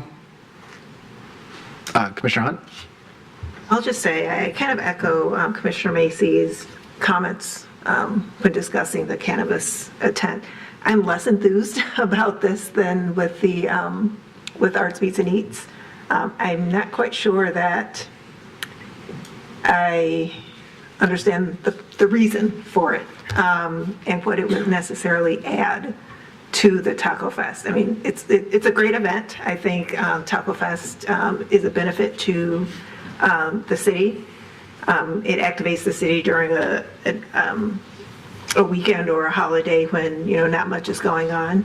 But I don't know necessarily that having a cannabis tent is going to enhance it anymore. So I'm still on the fence with that. We will find out when the vote is taken. All right, anybody else? All right, I'll call for the vote. All those in favor say aye. Aye. Aye. Those opposed? Okay, we have 2 noes, 2 nays. Okay, now that has been approved by the majority. So independent of that vote and people's issues on that, now we're at the contract. Now, does the contract, is it acceptable to people or not? Not the merits of necessarily what's in it with the previous vote, although that can be part of your calculus, I suppose, as well.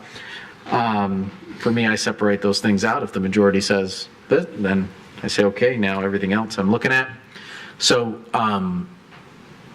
discussions? None? All right. With that, I'll call for the vote. All those in favor say aye. Aye. Those opposed? Motion passes. Okay. All right. I think we got that one. Clerk Hallis, did we get that one? Mr. Kachowski, we get that one? All right. Good. So, Mr. Witz, you're free to go. You've been released by the body. Unless you want to hang around to learn about our next agenda item, which I'm very grateful for Commissioner Herzog about Turtle Woods Park resolution. It's in Troy. It's in Troy. So Commissioner Herzog? Okay, so this is the first time for me, so just give some background. Is that okay? Yeah. So this is a resolution in support of Turtle Woods Nature Preserve grant application by Oakland County Parks. Turtle Woods is a 70-acre site located in Square Lake Road between John R. and DeQuinder. The Troy School District acquired this property more than 50 years ago as a site for possible expansion. Without a pressing need, there has been a lot of support from the community to keep this a nature preserve, especially because it's in the middle of Oakland County, where these parcels are very rare. This site contains wetlands and Lake Plain Prairie ecosystems. The Lake Plain Prairie is an extremely rare habitat unique to the Great Lakes that supports some of the highest concentrations of biodiversity known to the region, while the wetlands help sustain water quality in the Clinton River watershed system. Oakland County Parks, in partnership with Six Rivers Land Conservancy, is working on a revised grant application. While they weren't successful with the 2023 application, they are coming back with a higher percentage of match funding. Last year they had 25% match from Troy School District. This year they have 50%. And this will be the first nature preserve operated by Oakland County Parks. It will be a place where the region, including Royal Oakers, can come and quietly enjoy nature. It will not be built out. It will not be used for recreation sports or playgrounds. And so this first came to the Oakland County Parks and Recreation Commission as an opportunity in 2021 when I was serving on the commission.